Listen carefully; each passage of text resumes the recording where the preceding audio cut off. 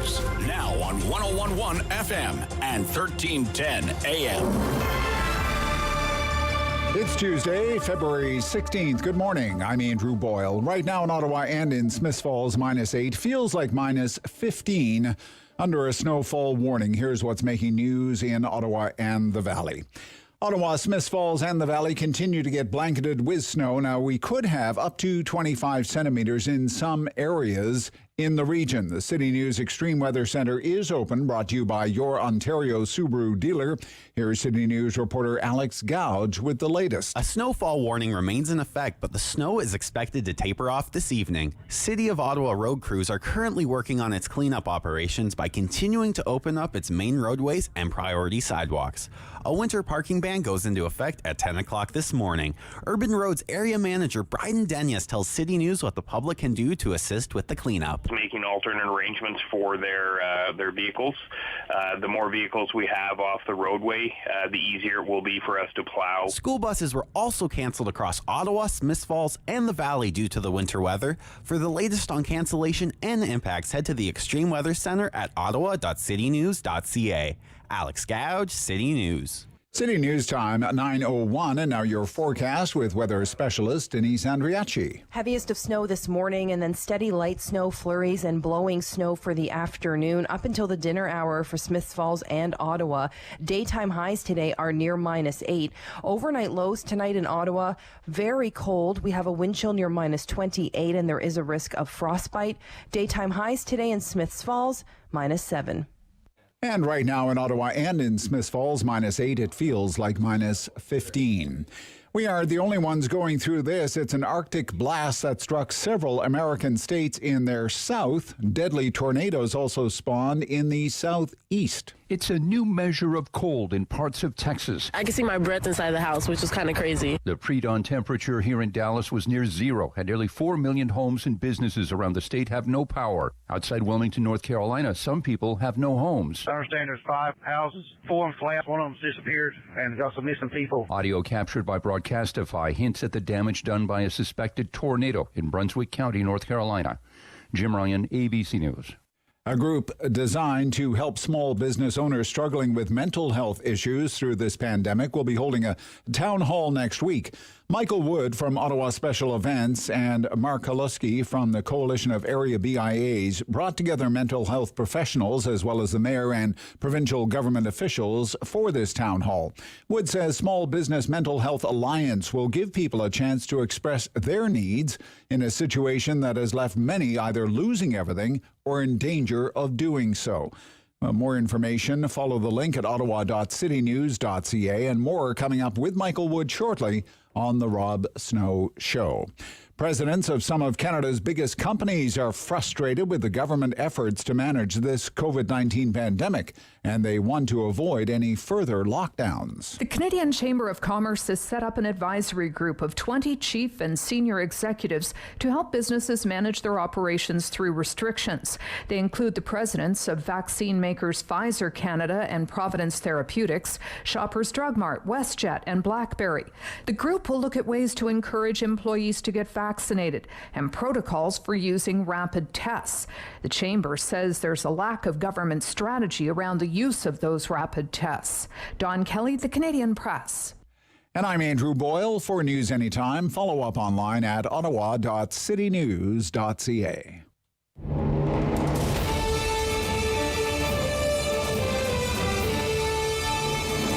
He's got the news and the views. He's got views on the news. It's the Rob Snow Show on Rogers TV and City News. 101.1 FM and 1310 AM. Thank you so much for joining us on this snowy Tuesday, February the 16th. I'm Sam Laprade, filling in for Rob Snow. We've given him one more day off. We have a full show for you today. We're going to start with Michael Wood, owner of Ottawa Special Events. How are you, Michael? Good morning, Sam. It's been a while. It has been a while. It's great to connect. Let's talk about this new initiative. We know small businesses are suffering. Today's obviously a big day here in the Ottawa area. Tell me what this initiative is all about, Michael. Sure, absolutely. So What we decided to do from a small business perspective, I basically went to my friend and colleague, Mark Koleski from Cobia, and I said, I think we need to put together, a town hall or something. There's a lot of small business owners that are sending me messages saying that they're really struggling. They've got everything on the line. And so we did that. And back in 2019, I had a thing that I partnered with OPH on to create awareness of opioid overdoses. And so it was like the same type of idea. Let's try and create awareness of strategies for people that are dealing with mental health struggles during this crazy time. It has been so challenging. I think about all the small business owners we've spoke to here at City News, and it really is so sad to see them financially, obviously having a lot of strain. A lot of that obviously puts a lot of stress on families as well. What are you hearing from them, Michael? Well, one of the things that, the public, if you don't own a business, might not be aware is, loans that were taken out pre-COVID, as an example, have personal guarantees on them. And so people's homes are up against these loans and their assets. And if they lose their business, they could very easily lose their home. They could very easily lose everything. And there's a lot of people that are struggling with that very fact alone, on top of everything else. The yo-yo effect, the up and down of open, close, is really starting to take its toll on people. And a lot of small businesses, unfortunately, can't afford benefits, health benefits. So they wouldn't be sort of allowed to sort of put claims in for appointments to get some mental health help. Is that part of this as well, Michael? Absolutely. And, it's not even if they can afford it. If you have no revenue coming in to your business, our business that we've had essentially zero revenue. We're down 97%. So, in that case, even we have no staff. We had to lay everybody off. So, at that point, people lose their benefits, staff lose their benefits. And, as an owner, that weighs on me every day. Today's a big day. We're opening up. Many of those small businesses are going to be able to open their doors today. Is that some relief during this time, Michael? For sure. And, it's a light at the end of the tunnel for sure. And, I used this analogy the other day when I was talking to somebody, though, when you buy something, yes, you feel content. Yes, you're happy. But how long does that contentment last for? We see now there's talk of this third wave, and it is inevitable. And so I think people are stressed. I think people want to return to normal. I think they want their businesses to reopen and just hopefully continue forth down the path that we're doing. Ottawa's done such a great job in limiting transmission that hopefully we can keep on this path moving forward. We know there's a lot of frustration from small business owners that the big box stores were able to stay open. Is that still part of the message that we're hearing from them? Which is a great thing. Yes, there was definitely frustration that small business owners, the big box stores could remain open. The thing that I tried to aim my message when I was talking to the province is less more about them remaining open, but small businesses being allowed to open and having 2 or 3 or 4 people. If you go down an aisle at one of the big box stores, it wasn't uncommon to have, 4, 6, or 8 people in that aisle with you. And I would think to myself, this can't be any more safe than having 2 or 3 people in, this clothing shop, this retail store. It can't. This has been a time, Michael, that we've seen a lot of small businesses come together. Is this something you ever thought of in a million years, that you would be sort of heading up this group and working with so many people in this way? That's funny that you say that, Sam. My father and I we joke about the most highly unlikely things that I would ever be doing in my life, and this definitely tops that list. But it's something I've been very proud of. I've been very fortunate to have all levels of government agree to meet with me, agree to meet with other small business owners as I've been hosting roundtables, have their voices heard.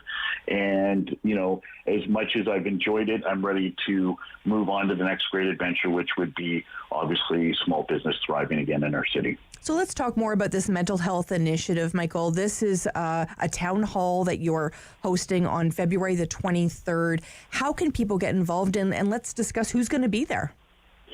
Sure. So the town hall is literally just that. So We're going to have a conversation. People are going to have an opportunity to, say what's been affecting them. They're going to find out about resources that are currently available. They're going to be able to state what they really need moving forward that may not be available.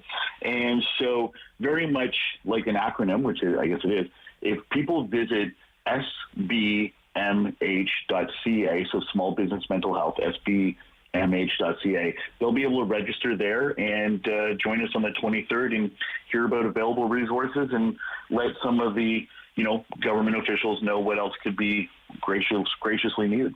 Who else will be at the table that night? I'm going to be introducing Mark Koleski. Mayor Jim Watson will be there listening. OPH will be there listening.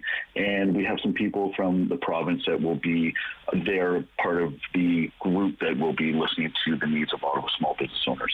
We're speaking with Michael Wood, owner of Ottawa Special Events. A lot of small business owners would say there isn't enough being done. What are we hoping out of this town hall? Is there going to be action out of this town hall? Sure. I think that for those that are looking for resources, a lot of times, Sam, I think that there's opportunities or things out there already that people may not be aware of. So hopefully we can help educate those programs that they may not be aware of.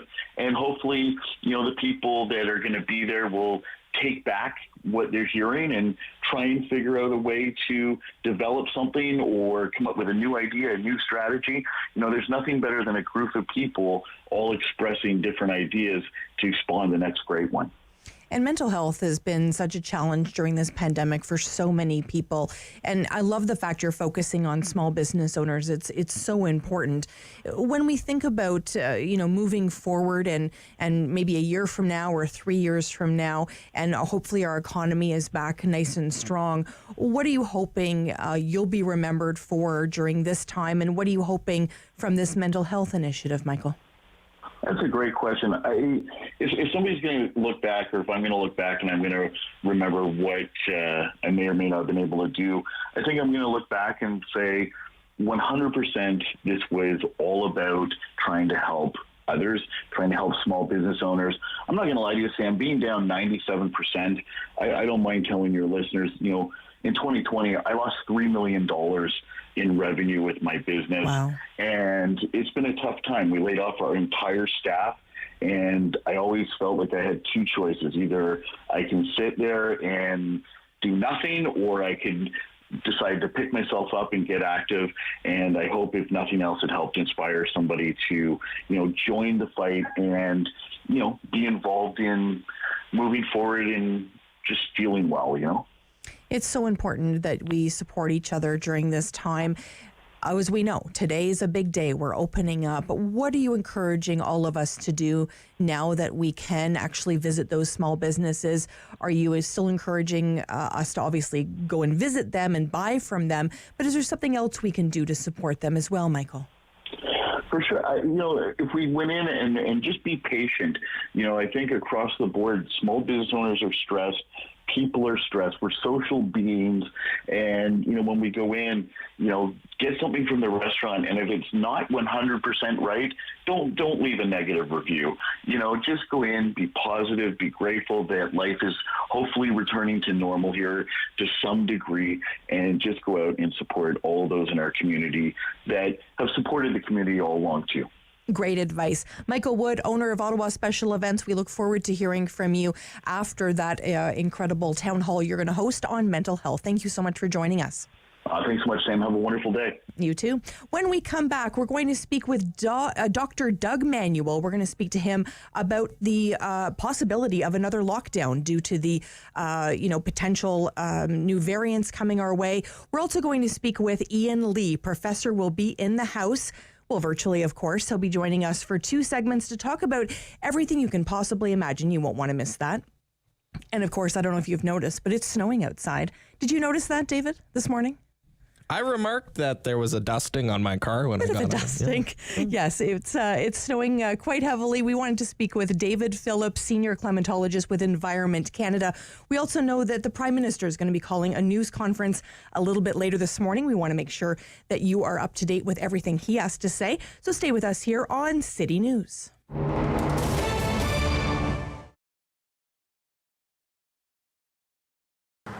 I always knew I was going to own my own business, and I've always wanted to have a store. And I sort of figured when the right concept came together at the right time, I would move forward with that plan. And so through doing some environmental initiatives in the restaurant group that I was with prior to opening this store, it just triggered my path towards being more environmentally conscientious and wanting to make more of a difference, and hopefully encouraging, inspiring other people to want to do the same, at which point the idea for All Eco was born. I have some really fun products. I have a really wide spectrum of products. So the things we look for in terms of qualifying products are sustainably made, upcycled, recycled, zero waste, all natural, no harmful chemicals to like the environment or to our bodies. We have like fun stuff, so like really clean burning candles, lots of really natural body care and skin care. I put a real emphasis on Canadian products. I really try to support up and comers, and I always source Canada first. The refill bar is really important to me. It's really huge. I think that's been exciting as well, because I thought it was going to be a real process in convincing people that this is a better way to go. And actually it was just like right away there was a built-in affinity towards doing refill, which has been great. We closed, I think, probably we were closed down by before the second week of March. Just didn't feel we could comfortably or confidently stay open, even though I do sell essential products, like in terms of the cleaning. But we just didn't feel we could make a safe space for ourselves or our customers at that time, and especially with the information we had at the time. So we did close our doors, at which point I did not have a website, because that was I hadn't even scheduled myself to have a website at that point. So that was sort of like full speed moving towards that and trying to drive the business, at the same time still get myself on the map because I was so new. So during that time, as we were building the website, we were still doing a lot of video shopping and private shopping, online shopping, like online phone, text. Any way I could do business, I was doing it. And there was really a nice show of support for my business during that time, which was really, really encouraging. And now, we are fully set up online too.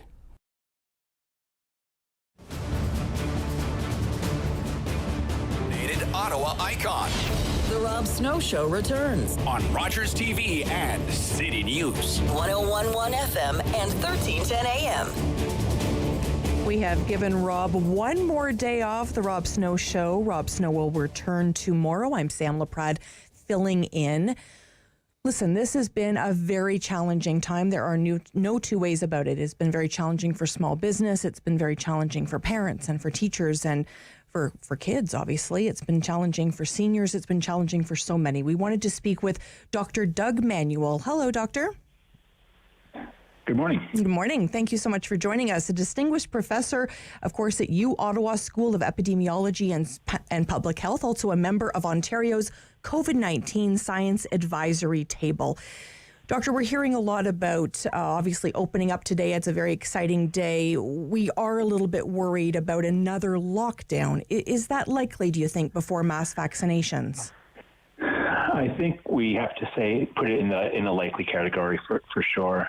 I think my concerns are, especially for the province as a whole, that we're moving back into these colors that didn't really work in the fall, or they led to lockdown. So we're going back to something that didn't work in the fall if your goal is to avoid lockdowns.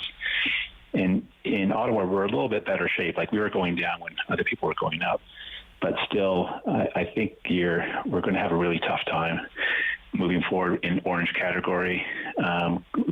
Based on what we saw in the fall, we were coming down for a while there, and then in the beginning of December we started creeping up again. Cover that up with the new variant coming on fatigue, being indoors. November was great.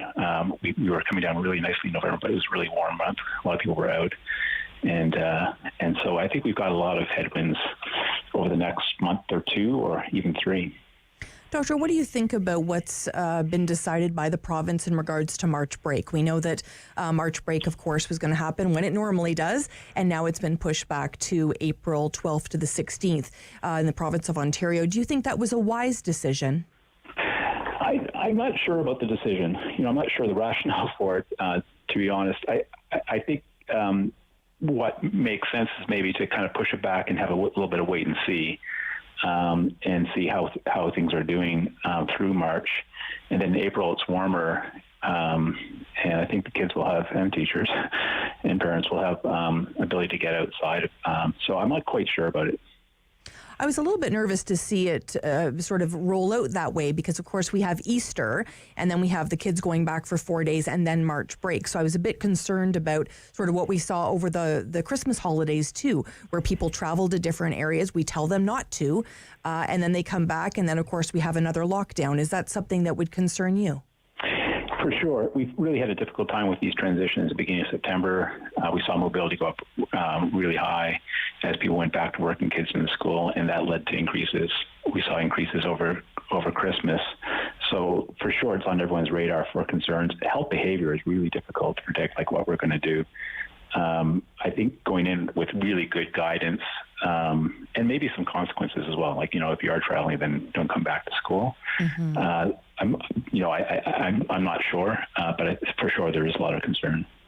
Dr. Manuel, is this just a numbers game? Is that the only indicator you would look for in terms of another potential lockdown? Is it just numbers? Well, as soon as we start seeing an increase, unless we change something, it will just end in lockdown. The cases will increase exponentially once we're on that sort of positive side above R1, 0. So in that sense, it's a numbers game. I think the other part that's worrying a lot of folks is the new variant. And with the new variant, we're going to need to up our game and get the most of everything that we can out of our interventions. And so for me, the numbers clicking earlier, like we're really going to need to maximize our ability to test and contact trace, and we lose that pretty quickly. In Ottawa, I'd say, just off the top of my head, even 50 cases per day. We're just catching up now to the kind of guidelines about contact in 24 hours. And so much more than 50 cases per day, I think we see public health starting to struggle. If we lose that will accelerate the increase in cases as well. And we're really going to need that contact tracing and testing as the new variant picks up speed. We're hearing a lot about the variants. You've mentioned them, of course, this morning as well. How many different variants are we speaking about here in the province of Ontario right now? Well, the main one is B117, and that's the one that's concerning most of us right now, and that will create problems throughout the spring. The other two are B1 and B153. I forget. We like to call them by their numbers, but they're so hard to remember. It sounds like you're in Star Wars, but with droids. But what we try to do is avoid location of them. Finger pointing locations, and we don't like to say the Wuhan coronavirus, but UK, South Africa, and Brazil. I think UK is with us now, and it's spreading. There's a little bit of South Africa and Brazil. Those ones may turn out to be more of a concern because there's some indications that the vaccines don't work as well for them. So we could suppress B117 with the vaccine, and then South Africa kind of raises up because we don't have as much immunity to it. The other coming through on the weekend are increased warnings from UK that the mortality rate is higher for B117, so the UK variant, and they've been kind of we've been watching and upping their guidance on it. First, we sort of suspected increased mortality, and now it's sort of probable increased mortality after probably about half a dozen studies have come in across the country. I know it's really hard to say, but do you have a prediction at all of when we would go back to quote unquote normal? Is there a date you can, not a date necessarily, but a year you can even say that this would be something that we would sort of be back to normal? We wouldn't be wearing masks. Any predictions? Well, it's the vaccination now. I think the vaccination is our main exit strategy. At the beginning of this a year ago, we had a couple, scratching our head with a couple different options, but really, especially with the new variants, it's going to come down to vaccination. It's going to feel easier and easier the more we get people vaccinated. We don't have to wait for a sort of magic number of 60 or 70%. Once we get up into that 20, 30, 40%, it's going to feel a lot better, especially there's going to be a lot lower rate of hospitalization and death. I'm going to sleep easier when we get to those numbers. Mm-hmm. And around there, we'll see reduction in transmission. And so we'll be able to open up more and more, but we will need to get our vaccinations going. I'm hoping by the fall, we're going to be sleeping easier. Certainly look forward to that for sure. Let's talk about this a little bit, because I think, from a perspective of yesterday, I couldn't have gone to the store to buy, something that I needed for my kitchen. But yet, as of today, because of the obviously opening up the province, 50 people can attend a wedding. It just seems a bit strange to me. What are your thoughts on that? Well, you're not alone. I think there's a lot of folks that were a little bit surprised, like epidemiologists and modelers were a little bit surprised by the kind of switch. And it's not saying enough.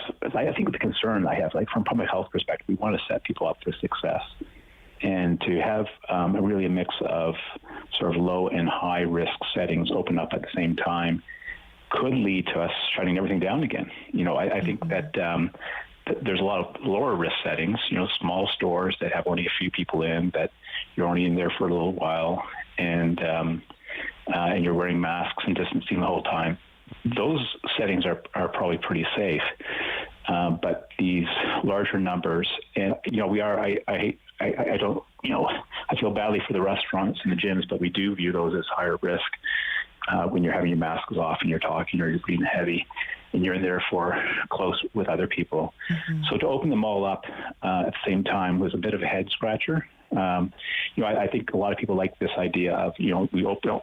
What you want to do is open up the highest value and lowest risk, that kind of combination. So schools where that's their situation, really high value for the mental health of kids, gets a lot of workers back to productivity, and it's been lowest risk. We know there is some transmission, but not a lot. So get those back, and then you kind of walk down that list, learning what we have with last year about what's likely transmission in different settings. Mm-hmm. I would have liked to have seen a bit more of that knowledge that we've learned over the last years. And, we created those colors early last summer, and just kind of do a little bit more of a deeper dive into reviewing what the what's the highest yield and lowest transmission, and going down that list. Thank you so much to Dr. Doug Manuel, Distinguished Professor at uOttawa, for your time today. Thank you, sir. My pleasure. When we come back, the professor will be in the house. Stay with us here on City News.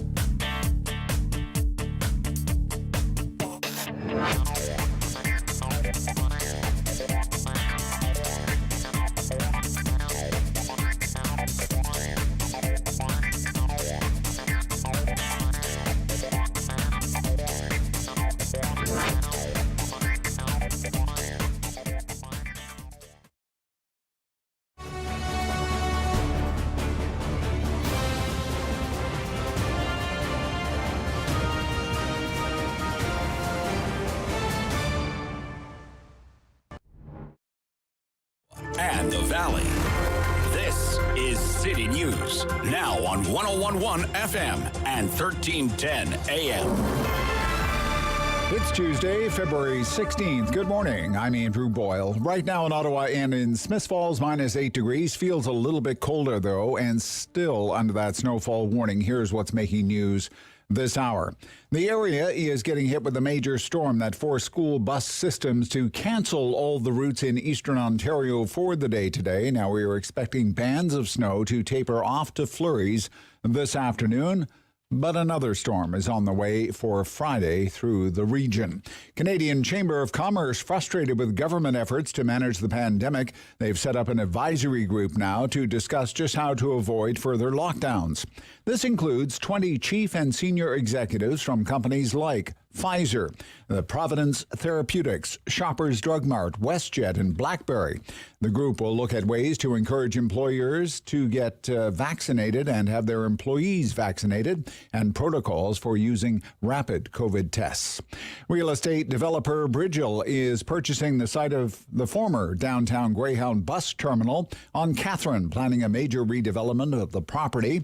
The 1-hectare Ottawa Central Station site on Katherine is a prime location for a project promoting urban densification, the company said in a media release. City News Time, 9:31. I'm Andrew Boyle. For news anytime, follow up online at ottawa.citynews.ca. Strong voice. Strong opinions. The Rob Snow Show returns on Rogers TV and City News. 101.1 FM and 1310 AM. Just like every Tuesday, the professor is in the house. I'm Sam Laprade, filling in for Rob Snow today on City News. How are you, Professor? I just came in the door from shoveling snow for 45, pushing snow for 45 minutes. I wasn't shoveling it, I was pushing it. And there's an awful lot of snow out there, let me tell you. Absolutely. Ian Lee's joining us from the Sprott School of Business at Carleton University. Listen, let's get right into it. We've got lots to talk about. Let's talk about how Canadians feel about this rollout. Are they blaming the federal government or are they blaming the provinces? The polling data, I suspected that they were going to blame the federal government because the federal government has, taken charge. They're at the microphone, almost every day at these press conferences, bragging about all the vaccines they procured from around the world, including from the developing world, from poor countries. And, and so naturally, if they're going to be telling us about all of the good things they've done to procure the vaccines, then clearly we're going to hold them to account when they fail to ensure that they're showing up in our arms as a vaccine. And the latest polling data is showing that about 2/3 of all Canadians, which is a staggering number because 2/3 of Canadians generally don't agree on anything. When you look at polling data, and so looking at that number, what it tells me is that the spin, if you will, from the government, and Mr. Trudeau himself said last week, it's all noise. The people that are complaining or criticizing the extraordinarily slow rollout, he says it's just noise. I mean, which I don't think is the right way to go. I mean, pouring scorn and contempt on people who are frightened, literally frightened of not getting the coronavirus, because getting the vaccine to protect them against the coronavirus because it is so deadly, especially to older people. Mm-hmm. So I don't think that sneering at them is the way to go. You should have been saying, look, we are going to be working night and day assiduously, no matter what it takes to make sure it happens, rather than, as I said, dismissing those people who are terrified and or concerned. On the world stage, is it embarrassing where we fall in the vaccine rollout, Ian? Well, we are behind Romania, and the last time I checked, Romania is, yes, it's part of the European Union, but it's, it's miles below us in terms of standard of living. We're just ahead, according to one list, of China and Russia. Now, I would not ever want to use China or Russia as my benchmark for Canada. I mean, Russia is run by a thug who murders his opponents, and China is doing horrible things to minorities and squashing dissent. Neither are democracy, and so why we're being compared to them, well, I guess it's because we're doing so poorly compared to, Britain, UK, which is doing phenomenally well. They've vaccinated over 15 million people. They're not fooling around. They're really taking this seriously. So what's the difference? Why is Canada so behind, in your opinion? I do attribute it to mistakes made at the top. And I'm talking way back when. I'm not talking about the negotiations with Pfizer on a particular batch. That's way too in the weeds, way too micro. I'm talking way back when, back in March, when the virus first hit. We should have been doing, the government of Canada, the top decision makers, should have been as alert and strategic as were the leadership in, for example, Israel. And this has been documented. This is on the record. This isn't a theory. And they said the moment it hit, they realized they would need vaccines down the road when the vaccines were developed. So they just said, okay, who makes vaccines in this world? Well, there's not thousands of companies. There's only about 5 or 6 or 7 enormous, gigantic pharmaceutical companies that have the capital and the R&D capacity to do this. So they just went to each one of them and said, look, we want to sign a contract in case you, to procure vaccines if and when you come to market with a vaccine. And so they had first mover advantage because they were thinking about it and saying, where is this going to go as it unfolds? And we didn't have that foresight by our leaders. They were too busy holding press conferences. I really mean this. I think they were so focused on bragging about how they were getting money out the door for the CERB, and there's nothing wrong with that. But, people can chew bubble gum and walk at the same time, and I guess they didn't think they could. I mean by that they were so focused on the press conferences and the rolling and announcing of money going out the door that they didn't think sort of 3-6 months out saying, okay, but this is just a stopgap measure. What are we going to do to address the problem? And we dropped the ball twice, not once, but twice. We should have immediately gone to mandatory testing, or at least in certain parts of the economy, society. Airports are an obvious example, places where there's lots of people. And the moment the 15-minute test became available in August to great publicity around the world, the 15-minute test, less than $10 a test, we should have been just, pushing everything possible to get huge numbers of the test and pushing it out across Canada using the government of Canada's emergency powers and saying, okay, we're not going to go into everybody's home, of course not, but we could go in to every hospital, we could go into every airport, in other words, where there's lots of people and high-risk people. We didn't do that. And that would have told us who did have the virus and who didn't, so that we could then quarantine people that had it. So instead, we tried to quarantine the totality of everybody. We'll lock everybody up. We'll lock down everybody because we don't know who has the coronavirus. Well, that's because we didn't test. If we had been testing, and there's a lot of doctors writing op-eds in the Globe and Mail saying this exact thing, if we had taken testing far more seriously from the jump, from the get-go, we could have, I think, contained this much more carefully. And then secondly, we really dropped the ball on the vaccines. We went late to the companies, and even then we were dawdling because Mr. Trudeau thought he was going to do a deal with the Chinese. This is the same Chinese government that has kidnapped 2 Canadians. And he thought, oh no, I have this special relationship because, my father, knew Mao Zedong. I don't know if he said that, but I'm sure he thought it, because why would anybody try and do a deal with China when they have 2 of your nationals? Unless you think that they're going to cut you a special deal because you are special. You're a special person. Those thoughts had to go through his head because there's no rational reason for trying to do a deal with the Chinese on a vaccine if you didn't think you had some kind of special influence or special leverage to get it. And he signed it, and of course they abrogated it within 48 hours. And so again we dropped the ball. We dropped the ball on the vaccines. There was a company in Calgary that said, look, we can wrap this thing up if you just give us some money, some seed money. And they were turned down by the government of Canada. I mean, so it wasn't one mistake on one day. It was a series of mistakes along the road.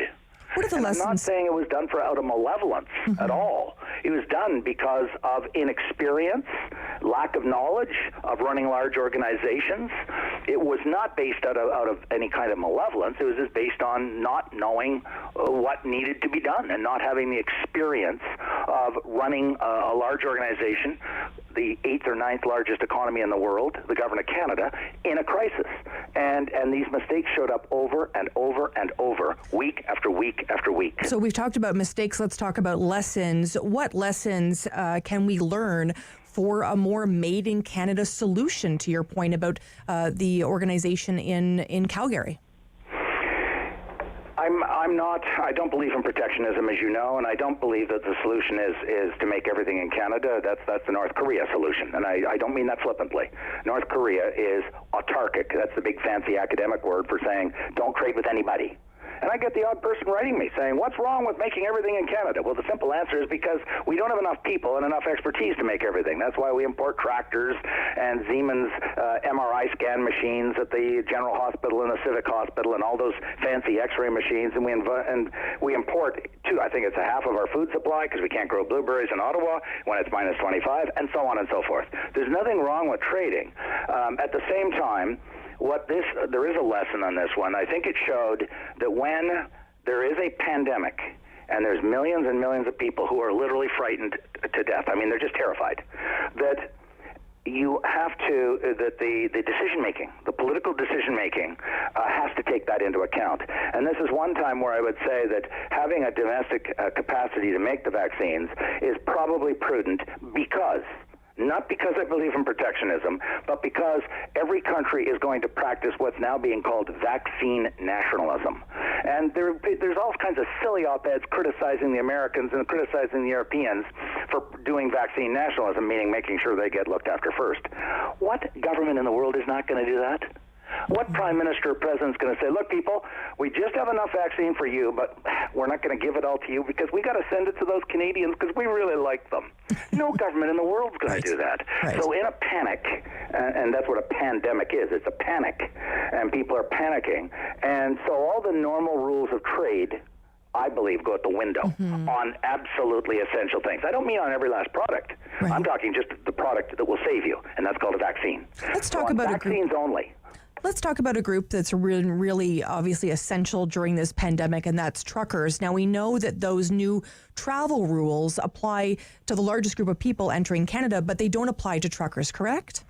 That is correct, and that's, again, yet one more example in a multiplicity of examples of where the Government of Canada dropped the ball. Why am I blaming the Government of Canada? Because the borders are under the Constitution Act of Canada, the responsibility of Canada.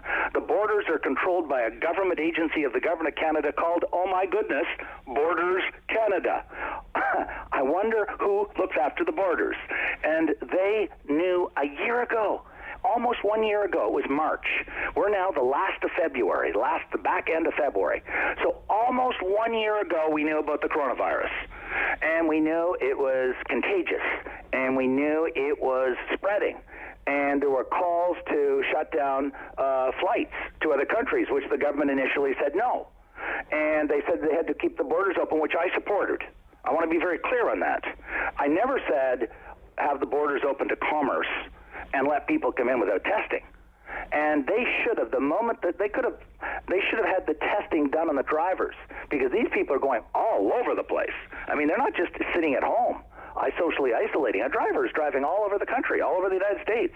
And so they should have, if there was any group that should have been tested on a routine basis, especially once the 15-minute test became available, it was the commercial people crossing the border that we call long-haul drivers. And we should have said, every driver that's coming across with any truck, I don't care how big or how small, whether the truck is full or empty, you get tested at the border starting in August with the 15-minute test. And the Government of Canada dropped the ball. They didn't. They were so worried about snowbirds, a small, tiny handful of snowbirds going down to Florida for 3 months. They're not crossing back and forth over the border every day. And again, I think they were doing it for show because they wanted to go to the microphone, and they were much more worried about their press conferences and their image of being seen to be doing something rather than actually managing the crisis. And I think the lesson from this is don't focus so much on your image and how many press conferences you can have and how many announceables. Focus on getting the job done. And this is it's just an excellent textbook example. I mean, there's thousands of these trucks. $2 billion a day crosses the border. And they're all almost all of it is on trucks. That's an awful lot of trucks crossing that border every day. And we were not testing one single driver for the last year. And they still aren't testing them. Right now in Ottawa, they're thinking about it. They're reflecting on it. They're studying it. Like, what is there to study? You say we've got 15-minute tests. They've been around since last August, which is 6 months ago, more than 6 months ago. And you just put them at every border point in Canada and say to the border Canada people, you set up a little room and you have doctors, you bring in doctors or nurses or whatever, and you administer the test. And then you say, truckers, you sit in your truck for 15 minutes until you get their 20 minutes or 25 minutes. We don't care. You'll sit there until you get the go-ahead to enter because the test is negative. I mean, I just don't understand why this is so complicated. They're doing this in the United States in some industries. They're doing it at a college, at a university in Long Island that I know for sure. They test every professor and every student and every support staff every week, once a week, every last person. And they're doing it in Europe. They're doing it at some of the airports in Europe, and they've been doing it for 6-8 months. And yet in Canada, we dropped the ball again. And I think it was because of this overarching worry about their image rather than the results of what they were actually doing as decision makers. Really interesting stuff there. We have got to take a break, but we are going to be back. Ian Lee's going to stay with us, the professor of course, Sprott School of Business. We're going to talk about airlines. Stay with us here on City News.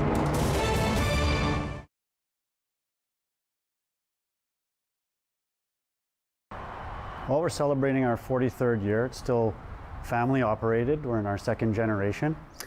We, pre-COVID, we're at about 1,000 employees. We have 20 stores from coast to coast in Canada.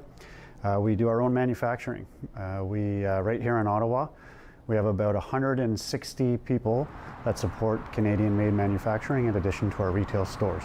Taking you back to mid-March and the impact of the pandemic on Lee Valley.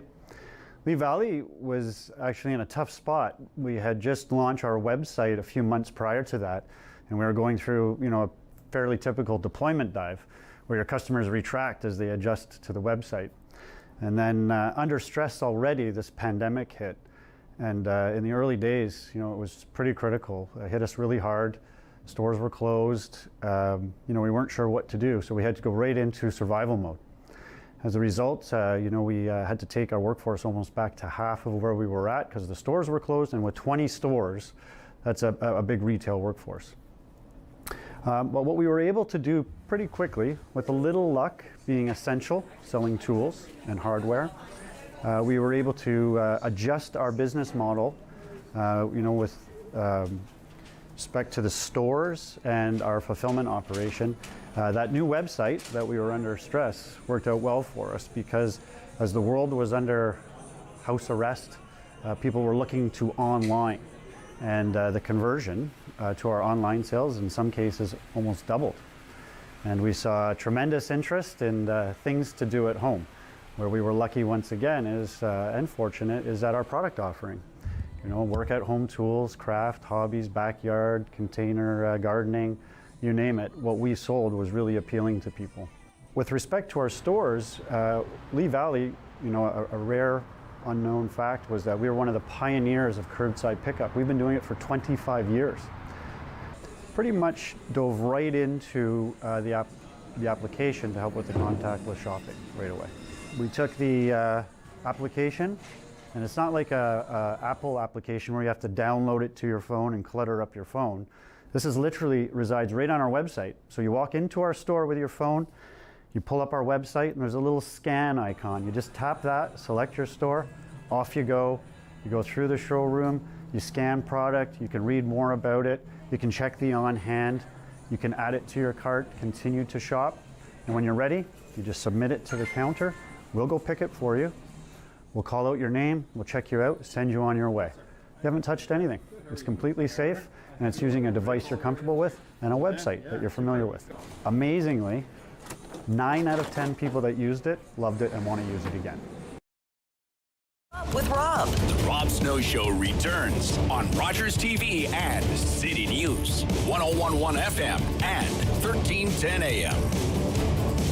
Hi, good morning. We're continuing our conversation today with Ian Lee.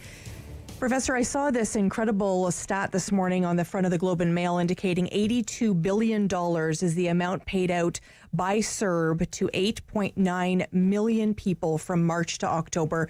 Is that number surprising to you? No, No, it doesn't surprise me, and I don't want you to think, or any listener to think, that I was against helping people that needed help. I think that that's absolutely essential. That's why governments exist. I mean, they're the final lender, the final banker. They're the lender of last resort, as sometimes has been characterized. Both the central bank, the Bank of Canada, and the Bank of Canada, and the Government of Canada. So I don't fault that. What I faulted, and I faulted it even more so criticized after the data came in, was that we ended up paying far more than any other country in percentage terms to those who lost their job because of COVID. We ended up paying out, and this is, by the way, StatsCan data. For anyone who doubts me, I can send anybody they want a graph from StatsCan and the OECD. We paid out 150% on average of the loss from income, the lost income. Now, under EI, for those who know, and I think all of us know this, you don't get 150% when you're laid off. You get 60 or 70% of your salary when you're laid off. It's not 100%. It's not supposed to. It never was. And there's been a very strong support for unemployment insurance, and since it was introduced by, my goodness, Mackenzie King in the 1930s. And then it's been evolved and revised and amended over the years, and it's become more generous over the years. But there's been very strong support for it, and there's never been a demand that you pay 100% of the wage loss. Well, we went right clear past that one, and we said, no, we're going to give 150%. And worse, we ended up giving it, and this is now being reported and documented. We gave it to people that didn't deserve it nor qualified for it. Well, there are businesses that really desperately need help and people that need help that didn't get it. So, in other words, the execution or the implementation had a lot of flaws and a lot of problems. We know a lot of people that were getting the CERB, of course, were airline staff, obviously pilots and flight attendants, etc. We know that the government is in negotiations right now with the airlines. What are you hearing? I'm going to give a backhanded compliment to the federal government. They've got Mr. Sabia, who's now the new deputy minister. Mr. Sabia is actually a grown-up. And I mean by that, and I don't mean that sarcastically, although it sounds it, I mean by that, he worked in the business world. He worked in charge of big corporations. He's from the business world. He's an adult. He's been working for 30, 40 years in the private sector. He understands the private sector. He knows how it's managed. He understands airlines. He was the head of the Caisse de Dépôt that invested in other companies in Quebec. So Trudeau finally appointed somebody who really understands what's going on out there in the business world. This is to be complimented. This should have been done a long time ago, but okay, better late than never. And Mr. Sabia understands something that I don't, and I've said it repeatedly on this show and other programs, I don't think that Mr. Trudeau really understood that airlines are essential. We tend to think, and I think he has unfortunately contributed to this, he's portrayed airlines as a plane and a company that takes people for expensive holidays in the Caribbean or to Florida. And that's just such nonsense. That's a very tiny part of Air Canada's business and WestJet's business. I've argued repeatedly that airlines are absolutely essential in Canada because we are the second largest country on planet Earth. We're 8,900 kilometers across. If you're working in Vancouver and your ailing mother is in Halifax, you're not going to bicycle. So to all those people in the city of Ottawa saying we all got to start bicycling, wake up. We can't bicycle from Vancouver to Ottawa or Vancouver to Halifax in January. We need airlines because of the vastness. We do not have the densities of Europe. Our counselors are referring to Europe all the time. They have 250 to 550 people per square kilometer. Canada has 4 people per square kilometer. We understand that part of this rescue package from the government would require the airlines to refund customers for flights that were canceled because of the pandemic. What are your thoughts on that, Professor? They're getting into the weeds. We have this vast country I keep talking about. The number one thing is to keep the network alive. Air Canada is a network. So is WestJet. And they are a network to all these villages and communities and towns across the country. And that is essential. So there they are fiddling over refunds. You can deal with that after. I'm not saying it shouldn't be done. That's not the central strategic issue. The issue is, are we going to keep these two airlines going, alive, because they're so essential to every part of our country? And so when they get into the weeds about, dividend payouts and executive salaries, this is micro minutia and micro management. They should be focusing on the prize.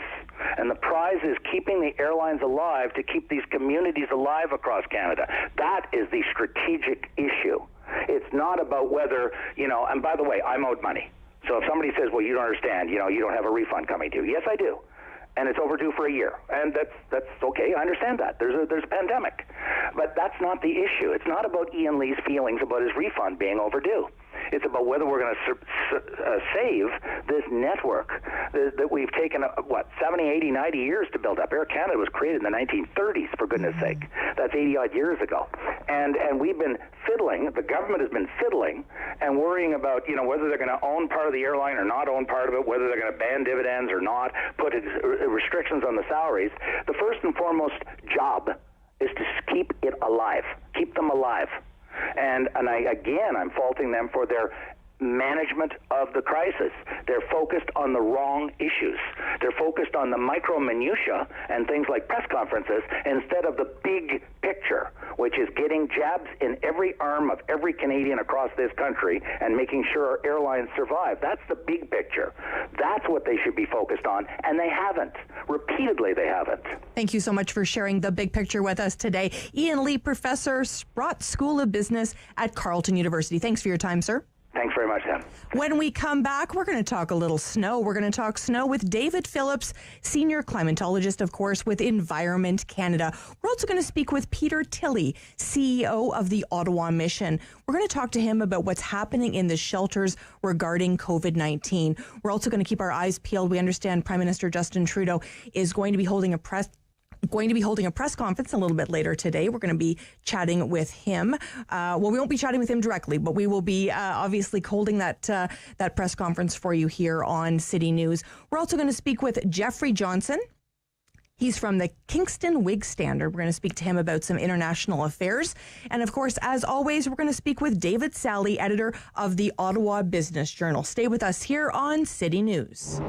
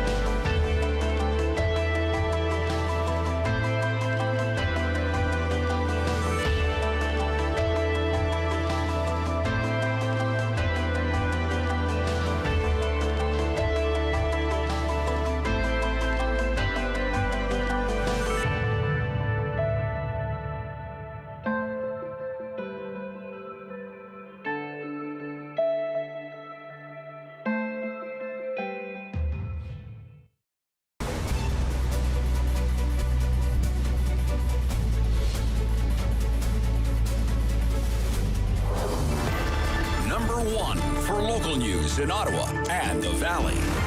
This is City News. News. Now on 101.1 FM and 1310 AM. Under a snowfall warning, it's minus 8 degrees in both Ottawa and Smiths Falls. Good morning from the City Newsroom. I'm Andrew Boyle. Here's what's making news in Ottawa and the Valley. Ottawa, Smiths Falls, and the Valley continue getting that blanketing of snow today. Up to 25 centimeters could be the final tally. Road crews are currently out doing their part to clean up after this winter storm. City News Extreme Weather Center opened this morning, brought to you by your Ontario Subaru dealer, and City News reporter Alex Gouge has the details. A winter parking ban is now in effect in Ottawa until 10 p.m. to help crews clean up the streets. Residents are asked to find alternative parking arrangements. Urban Roads Area Manager Brian Denius tells City News the operation is going well so far. Staff began plowing priority roadways and priority sidewalks and our winter cycling network around 10:30 last night. The snow is expecting to taper off this evening. School buses in Ottawa, Smiths Falls, and the Valley have also been canceled due to the weather. For the latest on updates and cancellations, head over to the Extreme Weather Center at ottawa.citynews.ca. Alex Gouge, City News. Now with a more detailed forecast, here's our weather specialist, Denise Andriacci. Heaviest of snow this morning and then steady light snow flurries and blowing snow for the afternoon up until the dinner hour for Smiths Falls and Ottawa. Daytime highs today are near minus 8. Overnight lows tonight in Ottawa, very cold. We have a wind chill near minus 28 and there is a risk of frostbite. Daytime highs today in Smiths Falls, minus 7.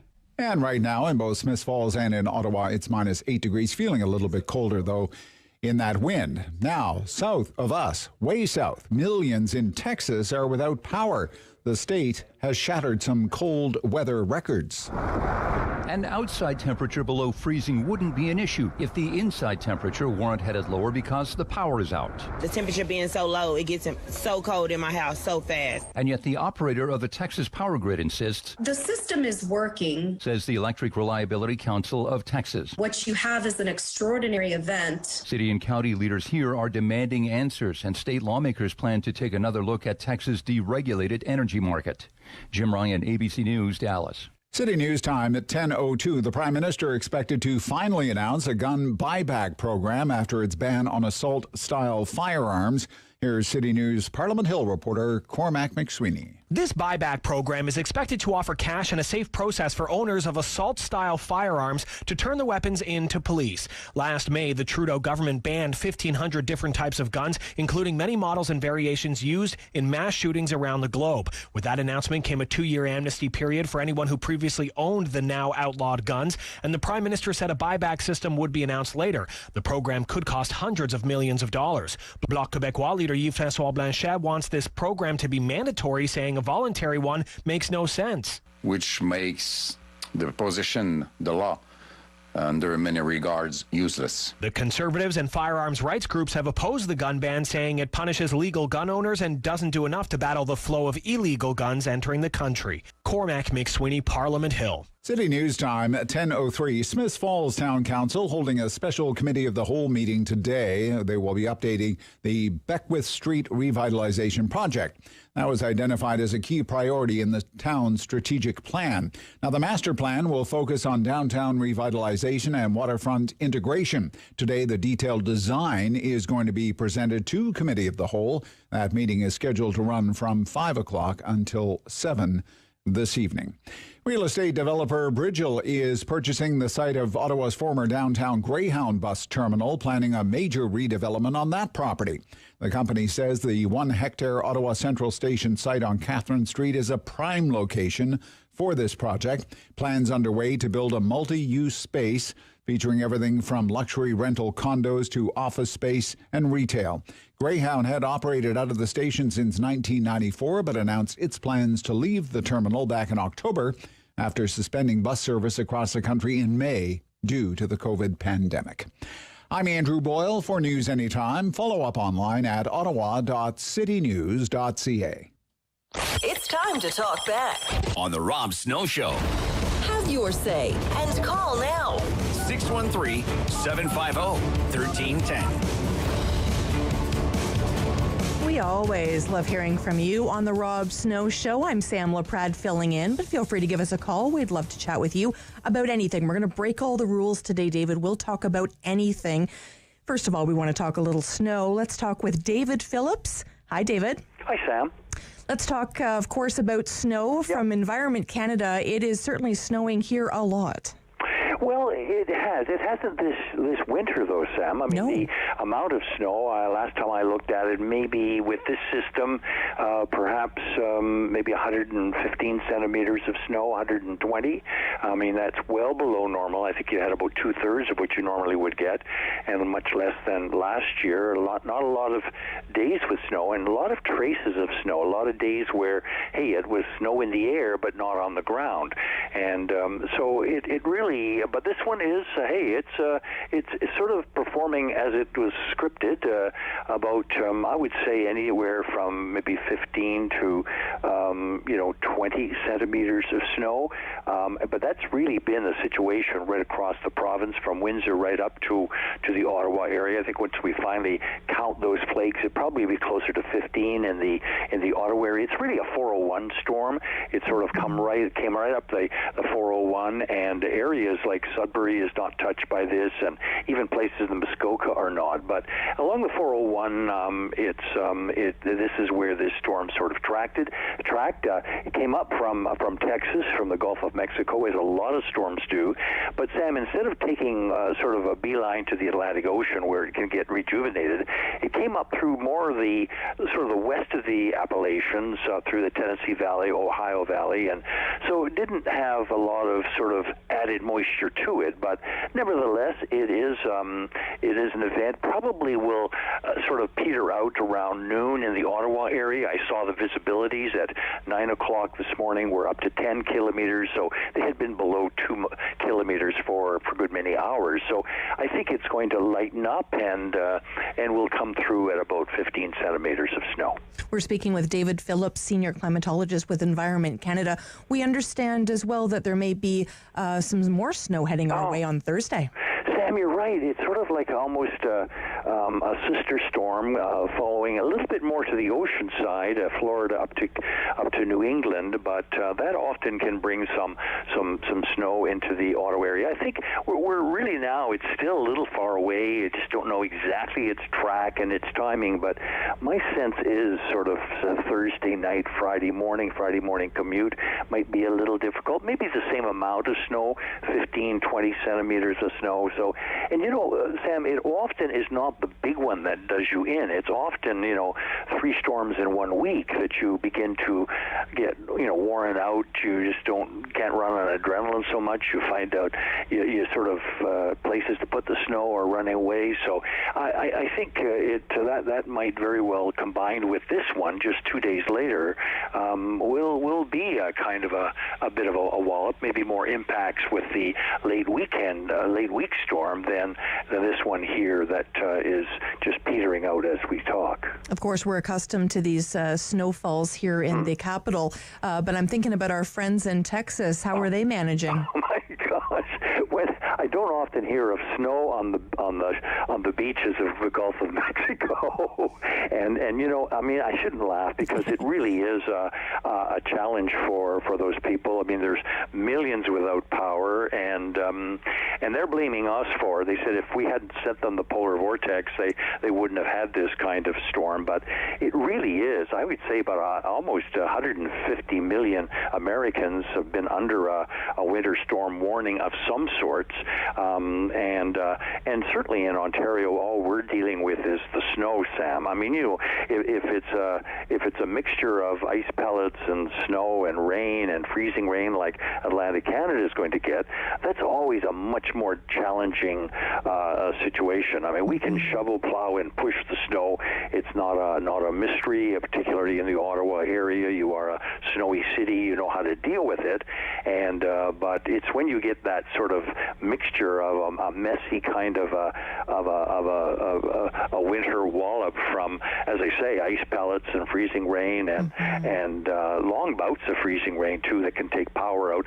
The snow in Ottawa, in Ontario, is pretty light and fluffy, so I don't think we're going to hear about any power outages. It's more just the bit of the drifting and blowing, because winds are going to be moderate winds, maybe 20 up to 40 kilometers per hour. Winds will probably get a little stronger this afternoon, so some of that blowing snow might be an issue as the snow begins to wane. Let's think about our friends in the valley as we head through Renfrew and Pembroke and Deep River. What are they experiencing, David? Well, it's pretty well the same, Sam. You know, I mean, I think it's what's remarkable for me is the fact that really from places from Windsor right up to Ottawa can count about 15, 20 centimeters. Now, there's one area that's probably going to get maybe more, up to 30, 35, the Hamilton, St. Catharines, Niagara area, because what we're seeing there as the storm passes by, we're seeing northeasterly winds, and they will come down off of Lake Ontario and produce some sort of local squalls, and would just enhance the amount of snow that they're getting. But in terms of the Texas storm, this one is generally bringing a uniform amount of snow, and rural areas. I mean, they have some more maybe blowing and drifting. They have more wide open spaces, and so they deal with that element of it. But in terms of, you know, this will not be a memorable storm. I mean, we won't, at the end of the winter, we probably won't even remember it too much. And really, I think the one storm that occurred in middle of January, where we saw, I think in the Ottawa area, about 21 centimeters of snow, that's been the biggie one.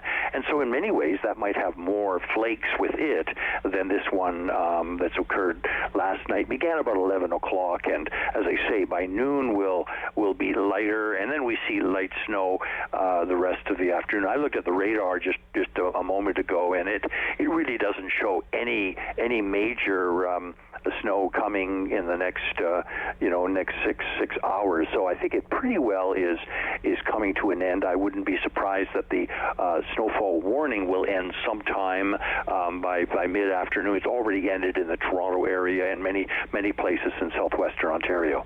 I cannot talk to you without asking you about spring. What do you see in our future, sir?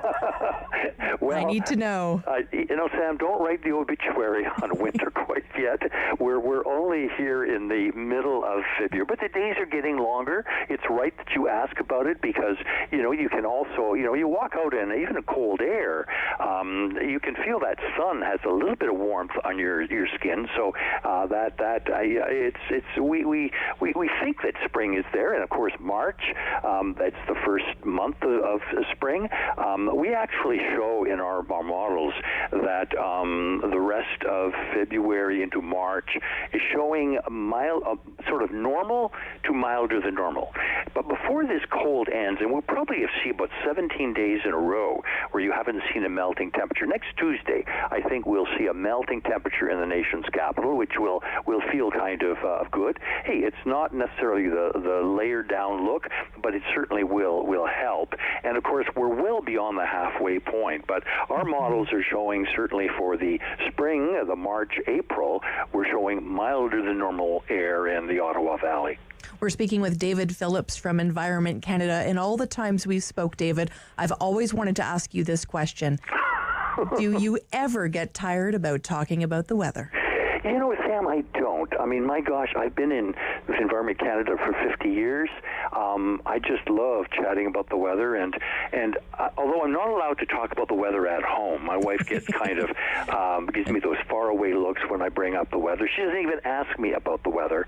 So when I have a chance to talk with not in her presence, then I get very animated and very excited. Well, you can talk to us about the weather anytime, okay. David. It's an open invite here on City News. David Phillips, Senior Climatologist with Environment Canada. Thanks for sharing all the news about the snow today. Okay, Sam, nice to be with you. Bye-bye. Always a pleasure. When we come back, we're going to speak with Peter Tilley, CEO of the Ottawa Mission. Listen, it's been very challenging for so many people. I can't even imagine what it's been like for people running shelters.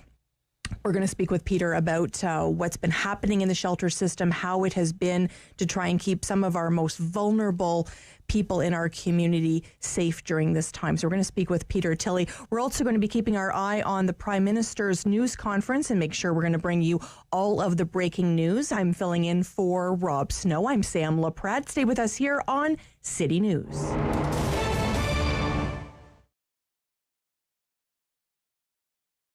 When you've lost your breasts, you've sort of lost part of yourself. And then all at once you're losing your hair. You don't know who you are anymore. You want to feel like yourself again.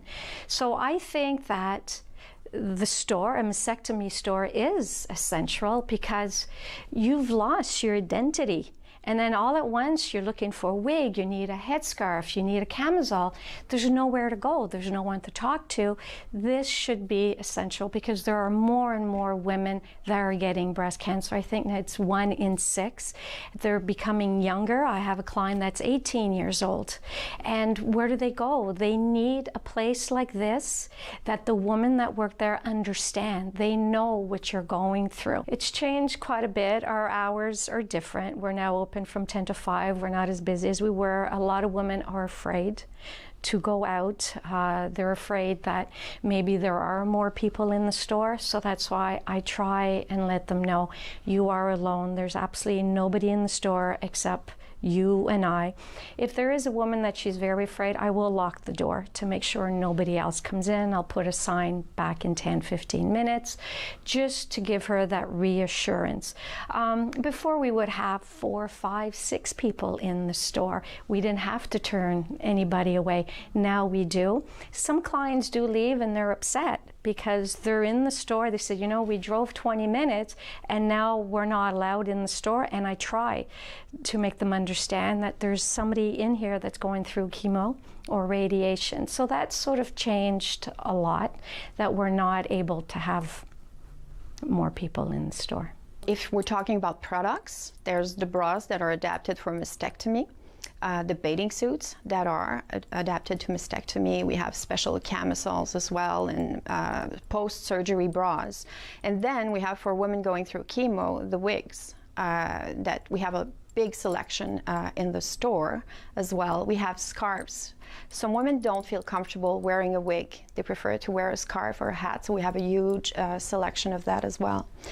We offer compression garments as well. When you're going through a mastectomy, you might have lymphedema in your arms after a couple of years, and you have flare-ups. So we have the sleeves, the hand as well that can be covered. We show each other's our scar. We talk about the treatments, how we felt, and I guess that's what they're looking for here. That's what makes us special. We have an added value in this store. Besides everything that's in the store, that's a product that can handle any problem that a client might have. Me and Linda, we've been through. We know how it feels in our bodies.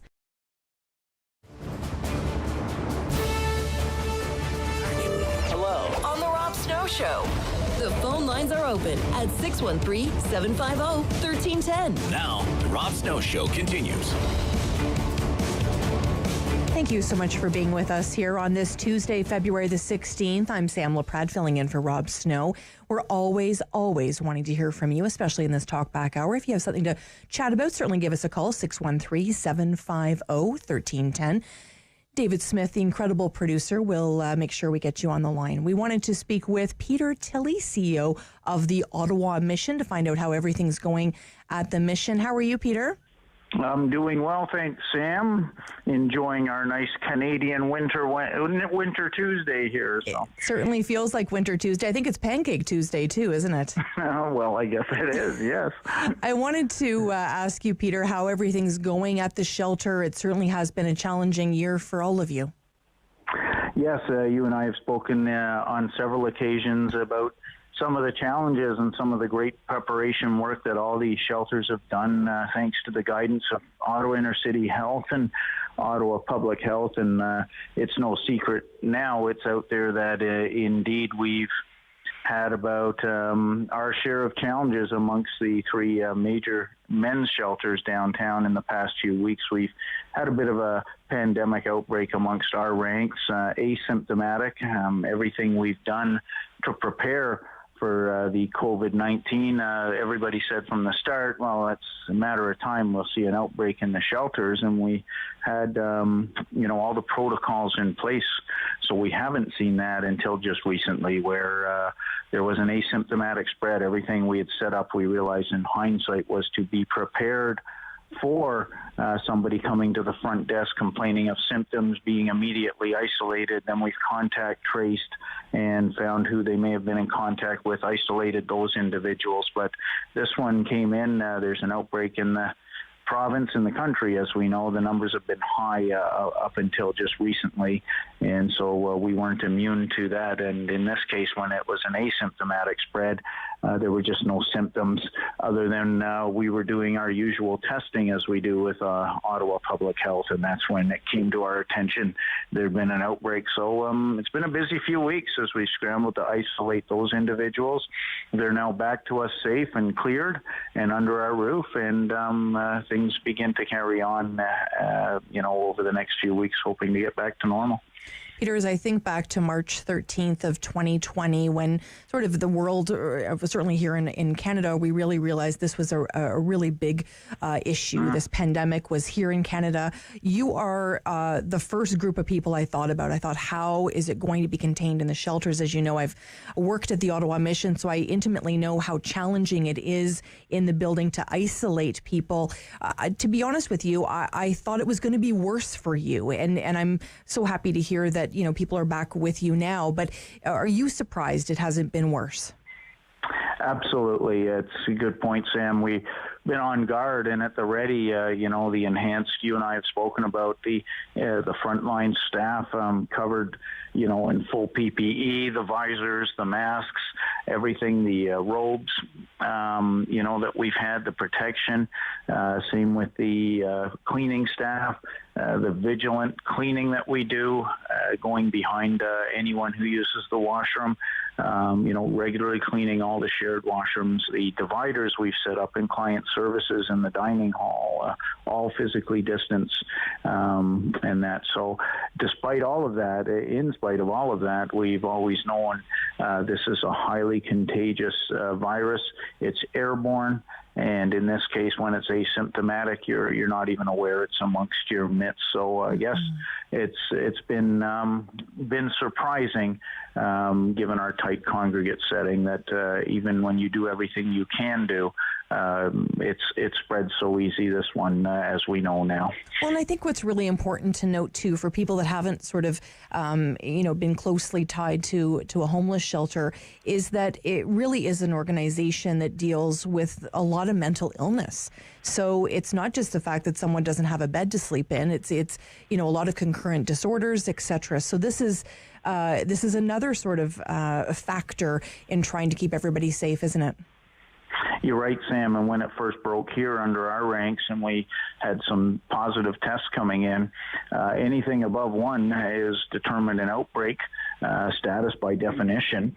So when we had some positive tests coming in, we were concerned of a population that already has their share of angst and anxiety. Now knowing that there was reports starting to come out that there had been an outbreak at the mission. Well, by then those people had been isolated. We had quarantined them off to another site. Thanks to our partners at the City of Ottawa, we Human Needs Task Force and Ottawa Public Health, within 24 hours we had a site set up off Nicholas and moved any positives and their contacts to that location.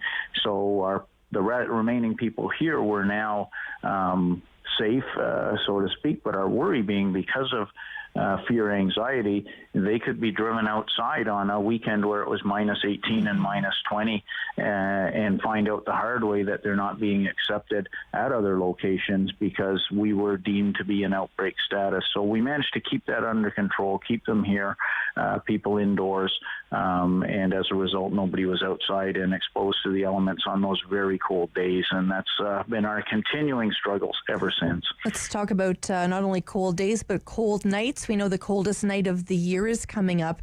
More important than ever, isn't it, Peter? Yes, indeed. Thank you for raising that. Another plant and pivot effort of our great events person, Jen Graves, that when we examined this event, same as we turned the Blue Door Gala dinner into a Blue Door at Your Door virtual performance in November. Now we're turning the coldest night of the year in 149, I believe, locations across Canada. We will be moving ahead. So I am myself going to miss that launch where we're sent off marching, 200 people or so, to go out into the community on the coldest night of the year. Been a lot of rain and non-cold nights in my experience, end of February for some reason. But this one might be -5 or 6 and sunny outside. We're going to do it during the day or whenever anybody wants to go. So it is this Saturday, February 20th, and anyone wanting information can go to ottawamission.com and go to our events page and find out how they can get involved, even if it's just to make a donation or to support a team or enter a team of their own last minute. It's going to be a family fun day where people now, instead of congregating at a setting, are just asked to leave their homes within their communities and take their family, their circle, and go for a 2K or a 5K walk around the community and then report back into us how it went. We know that the obviously financial donations are really key, and those in-kind donations, whether people were dropping off 20 pairs of socks, that must have been challenging for you this year, not being able to sort of accept those items.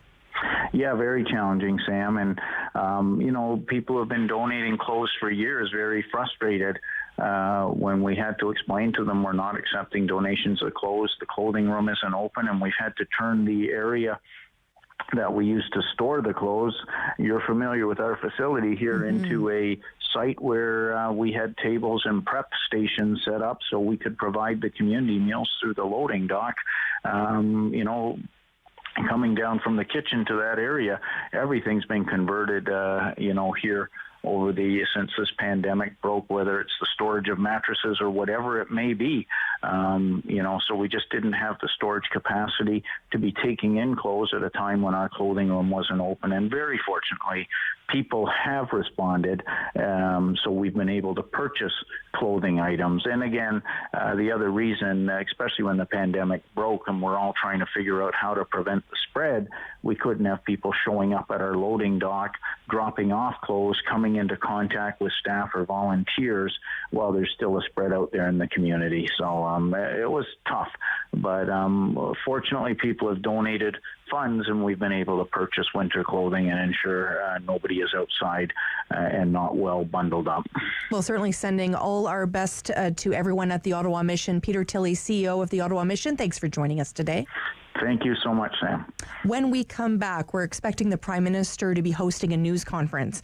This news conference, we understand, is going to be addressing the issue of banning assault-style guns in Canada. We will be watching this for you closely. Stay with us here on City News.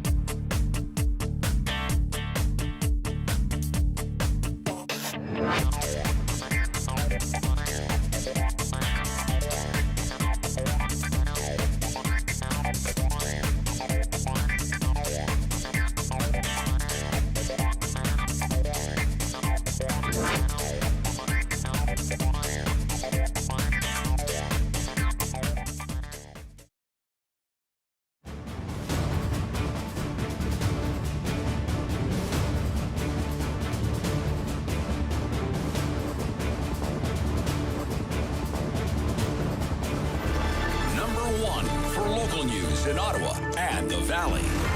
This is City News, now on 101.1 FM and 1310 AM. It's Tuesday, February 16th. Good morning. I'm Andrew Boyle. Right now in Ottawa, -9 degrees, and Smiths Falls, -7. Feeling colder in the wind. Here's what's making news this hour. The parking ban in Ottawa now in effect. Plows need room to clear off the snowfall this morning. The plan right now is to concentrate on your residential street around 1 o'clock, starting then this afternoon. New provincial COVID numbers have been released for the last couple of days. 964 cases yesterday, 904 cases for today. Ottawa City at 66 and 30, respectively. Leeds reporting 3 and 1. The Eastern Ontario Health Unit had 13 cases and then 3 today. Renfrew, 0 cases reported both Monday and today. There were also 26 deaths in the province over those 2 days from COVID-19. Later today, Smiths Falls Council will be dealing with Beckwith Street revitalization at a special committee of the whole meeting. A detailed design will be presented today. The meeting is scheduled to run from 5 until 7 this evening. A major development plan in Ottawa's a Greyhound terminal on Katherine is slated for redevelopment by Bridgell Construction. The deal to buy the land will close on March 1st. The city will then be given a detailed plan with construction set to begin in a couple of years' time. And the Ottawa Red Blacks have tweeted their condolences this morning on the death of former Rough Rider Wayne Giardino. The team sending condolences to the family of the 3-time Grey Cup champion. City News Time, 10:32. I'm Andrew Boyle. For news anytime, follow up online at ottawa.citynews.ca. It's time to talk back on the Rob Snow Show. Have your say and call now. 613-750-1310. That is our number, 613-750-1310. We want to hear from you. I'm Sam Laprade filling in for Rob Snow. We're going to break all the rules today. We can talk about anything you want to talk about. Certainly give us a call. We are waiting on the Prime Minister. We understand he's going to be holding a news conference later this morning. We're going to be watching that for you. We understand this news conference is regarding new details on the legislation his government is proposing to introduce banning assault-style guns in Canada. The Liberals, of course, made this promise in May of last year in response to the tragic Portapique mass shooting in Nova Scotia. Very, very tragic time for that province and, of course, our whole country.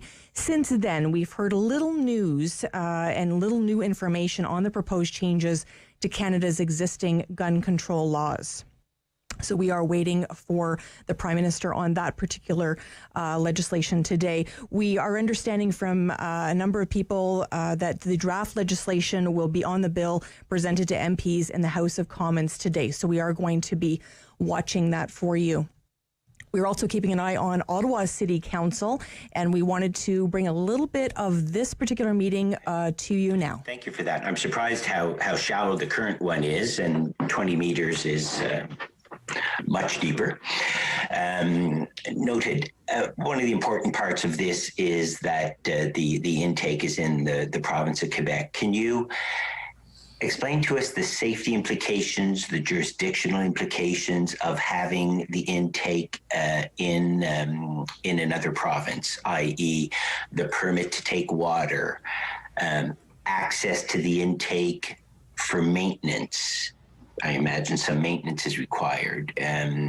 Ms. DiOrio, you spoke of the protection zone. That's a little bit in a residential zone that's currently for parkland in La Ville de Gatineau. What if there are changes to the use of that property? How does that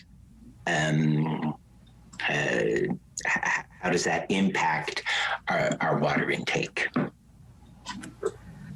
I can speak about the source protection part. I'm not too sure about the sort of the implementation of access to the... We're just listening in to the City of Ottawa Standing Committee on Environmental Protection, Water and Waste Management. Does have requirements for the mapping and the protection of those zones.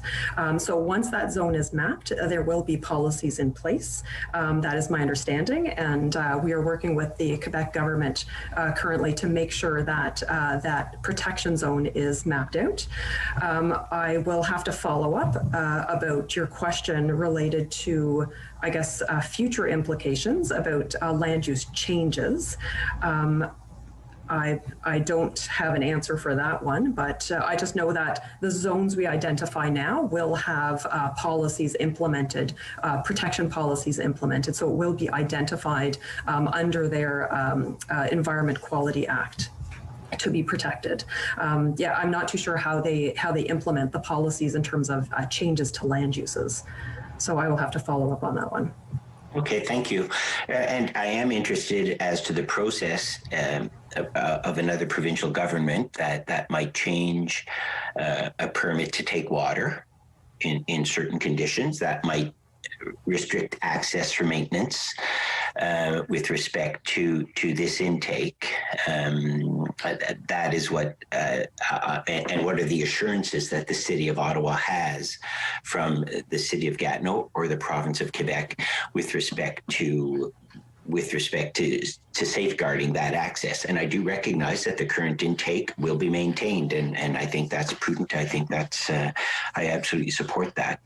But I am interested in our vulnerability with respect to long-term changes that might come and how that might impact our ability to draw water from this new intake.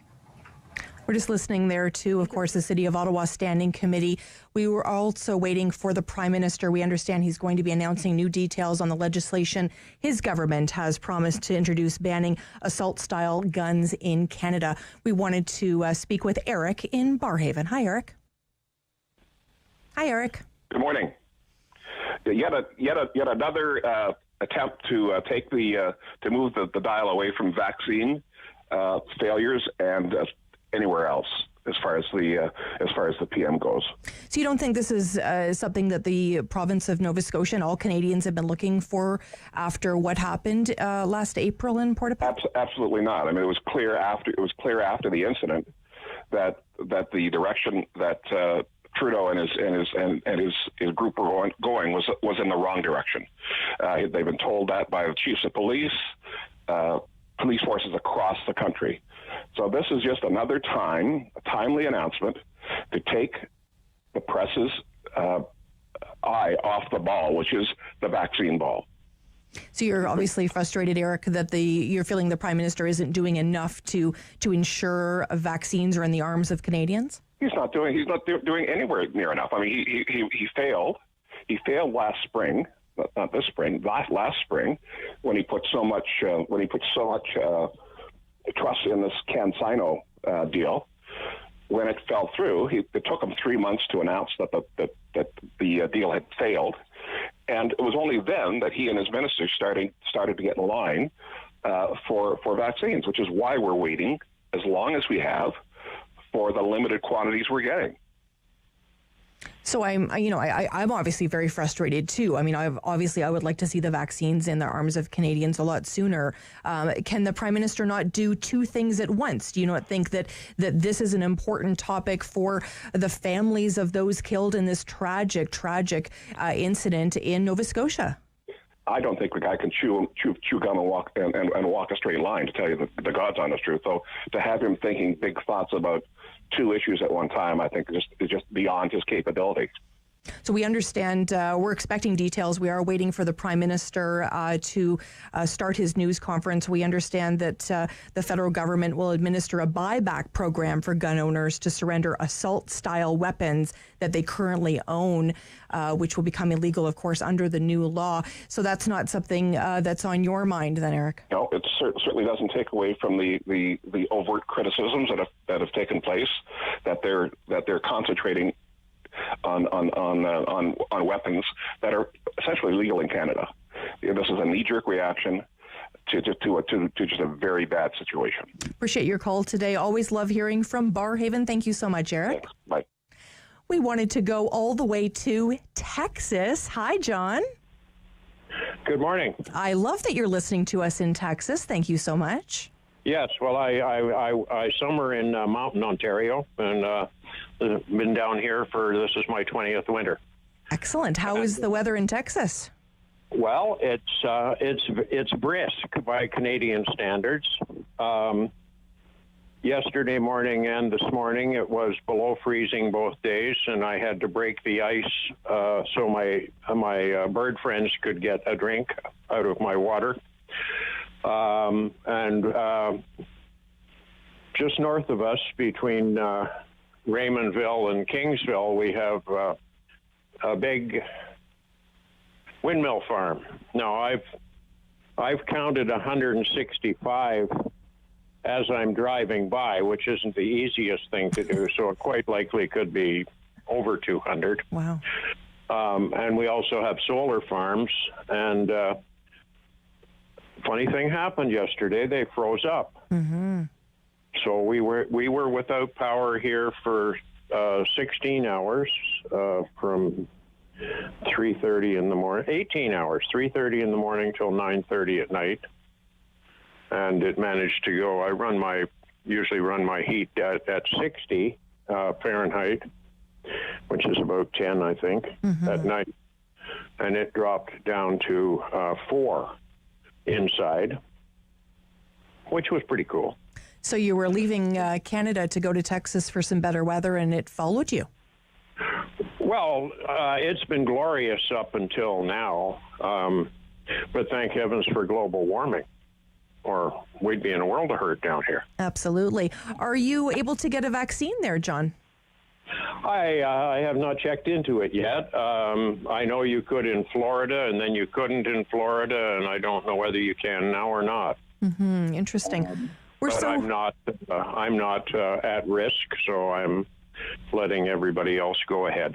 Well, that's great. Definitely keep us tuned in Texas here on City News. We appreciate it. I wanted to bring up a topic that I haven't heard anybody talk about, and it's United Nations Agenda 21. And I didn't know if you might have heard about it. I actually, to be honest with you, I'm not familiar. Can you share briefly what that is about? Well, it's basically a plan for to deal with global warming, I guess, or climate change, however you want to term it. Mm-hmm. And everybody's signed on to it. It's everybody who belongs to the United Nations, which is, I think, 203 countries or something like that. Right. And I think Chrystia Freeland is well behind it.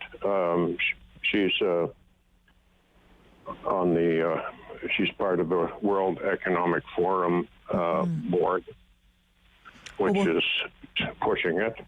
We'll definitely look into it, John, for sure. We appreciate the call today.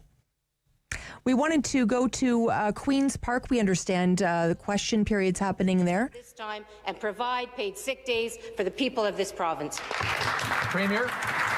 Well, thank you, Mr. Speaker. And I'm going to respectfully ask the Leader of the Opposition, stop getting people confused. There are sick days. And even when they were being interviewed, either the Leader of the Opposition doesn't know the program or doesn't understand it or something. There's over $1 billion that I fought for and the other premiers fought for, and John Horgan, a fellow NDP counterpart, fought for, and we all collaborated. We ended up getting over $1 billion, $1.1 billion. Mr. Speaker, this goes back all the way to September. Only $319 million has been spent.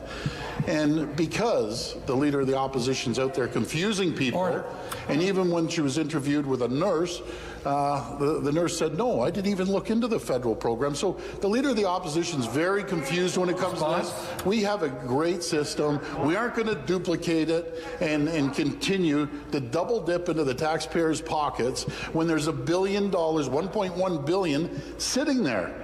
We need to make sure we shorten the time that they get money in their bank accounts. Premier will take his seat. The supplementary question.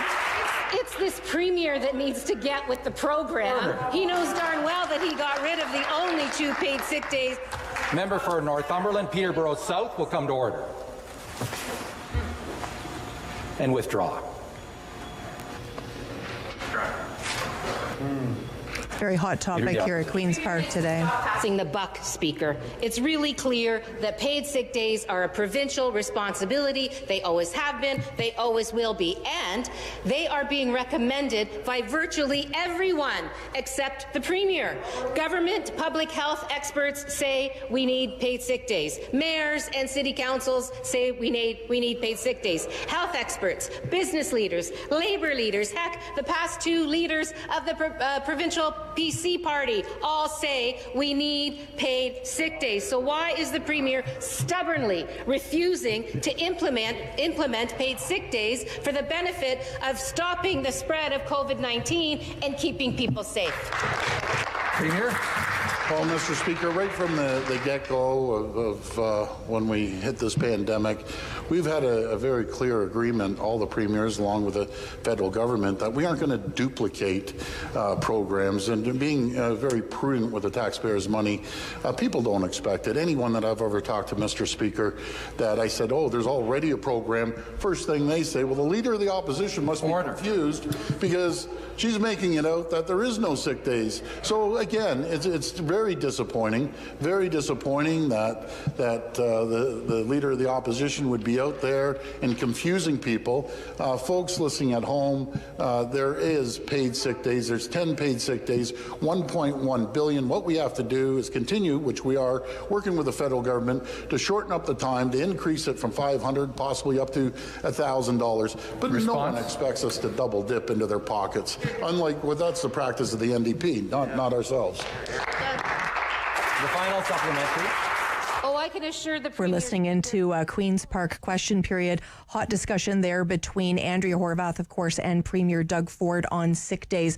When we come back, we're hoping the Prime Minister will be part of a news conference. David Smith certainly has his eye on that ball. Our producer, thank you so much, David, for keeping me in line today. He's late. I don't know where this guy is. I'm just sitting here looking at an empty podium, as are the rest of the media pool, I'm sure. He's been late before, hasn't he? Yeah. Yes. We might be getting going here. Let's take a break, and when we come back, they should be here. Sounds good. Stay with us here on City News.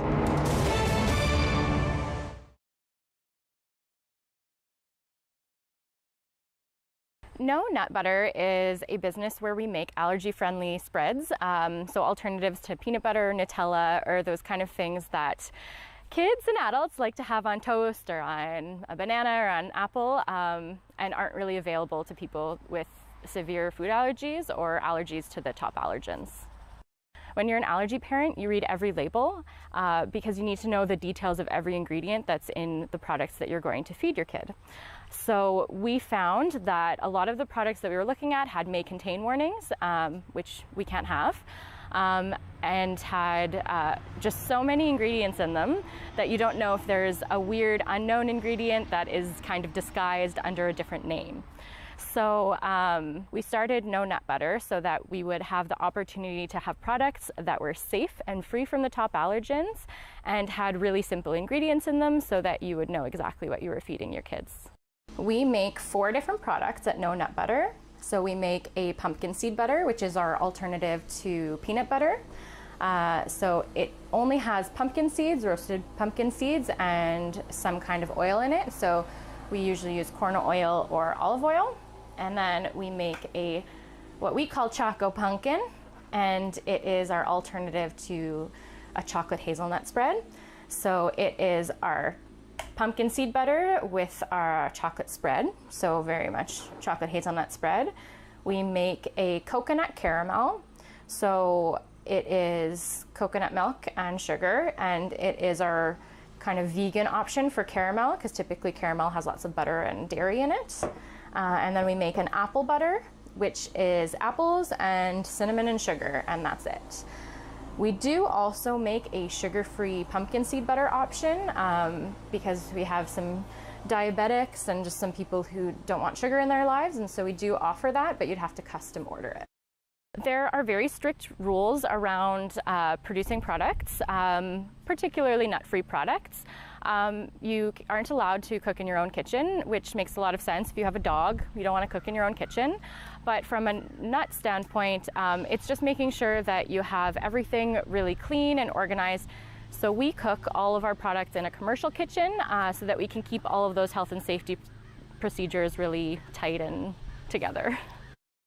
My personal business started a company called Shop Local Ontario during the pandemic, so we were pretty well equipped to go forward into the pandemic in a world of e-commerce and transacting online. You can find us online at nonutbutter.com, or you can find us on Facebook, No Nut Butter, or on Instagram at No Nut Butter.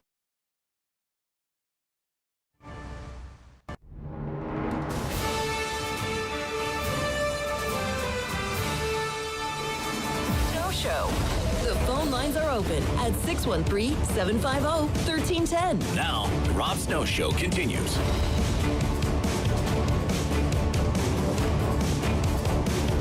I'm Sam Laprade, filling in for Rob Snow. We are going to be heading to the Prime Minister. This is the first time he's been in the press theater in 2021. We're just talking a little bit about COVID. We are expecting him to also be talking about assault-style guns. As possible, even though when I can, I'll come into the office. Getting that balance right is something we're all going to need to look to.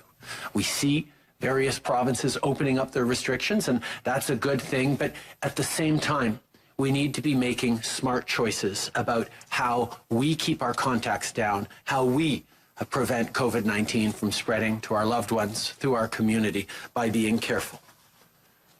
We need to limit our movement as much as possible. We need to avoid gatherings. We need to keep wearing our masks. We need to download the COVID Alert app, which will help you, particularly if we're all going out just a little bit more. Having that app that will alert you to exposures around you will help. And even if someone you love has been vaccinated, we need to be careful.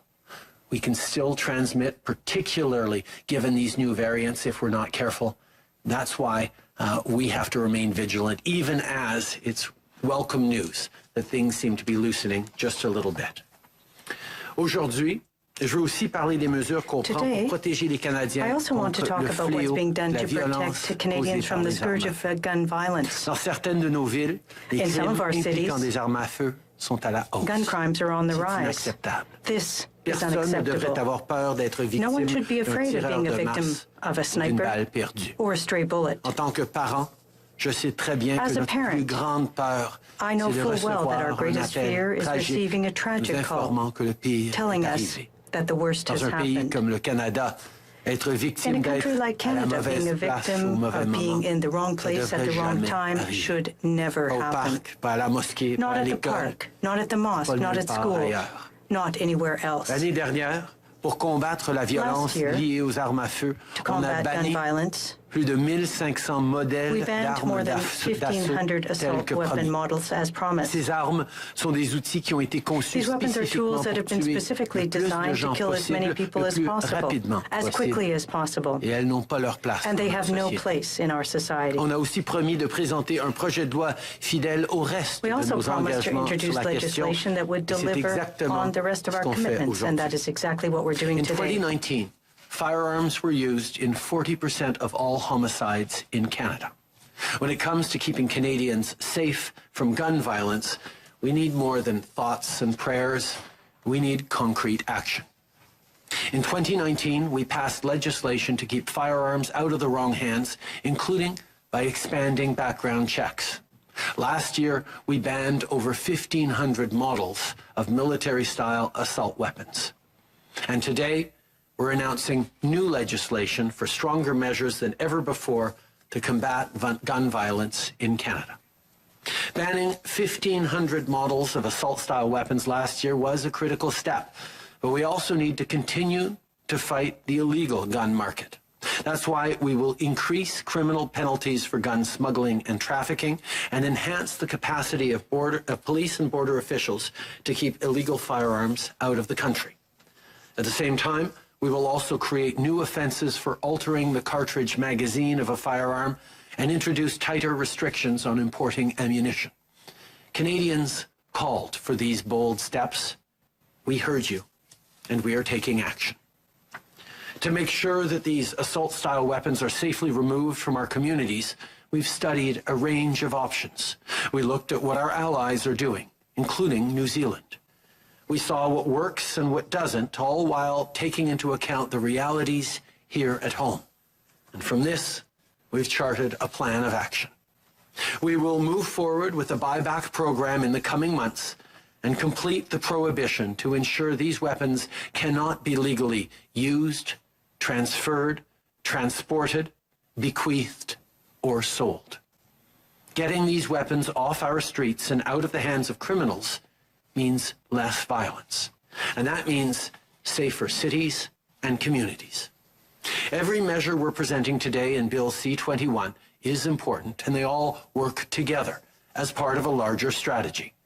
Because you can't fight gun violence or any violence on just one front. And you can't fight it without addressing its root causes. Il y a encore beaucoup trop de victimes de violences There's still far too many victims of spousal and gender-based violence in our country. 8 sur 10 victimes de violences conjugales sont des femmes. La présence d'armes à feu à la maison peut mettre des vies en danger. The presence of firearms in the home can put lives On va at donc risk. proposer des lois qui permettront aux amis et aux proches qui s'inquiètent d'une situation de demander à la Cour de confisquer immédiatement les armes à feu des individus violents et à risque et de suspendre leur permis d'acquisition. Ces mesures aideront aussi à prévenir des cas de suicide. De plus, il faut aussi penser à nos jeunes et aux raisons qui font en sorte qu'une personne peut se retrouver dans la mauvaise voie. Comme on l'a annoncé dans l'énoncé économique de l'automne, on va investir 250 millions de dollars sur 5 ans pour soutenir des programmes pour les jeunes à travers les municipalités et les communautés autochtones. Ces programmes auront, entre autres, pour but de combattre l'influence et l'emprise des gangs criminalisés and control of criminal gangs in our communities. As part of today's new legislation, we will also support municipalities to ban handguns through bylaws restricting their possession, storage, and transportation. We're backing up the cities with serious federal and criminal penalties to enforce these bylaws, including jail time for people who violate these municipal rules. Again, these are the strongest measures to fight gun violence our country has ever seen. Minister Blair has worked tirelessly for years on this issue, not only in government, but as police chief of our biggest city. This new legislation will make a real difference. Prime Minister Justin Trudeau talking about, of course, the assault-style guns and what his government is planning on doing. We're going to continue to cover that for you, so make sure you stay with City News. When we come back, Geoffrey Johnston from the Kingston Whig-Standard will join us. Stay right where you are.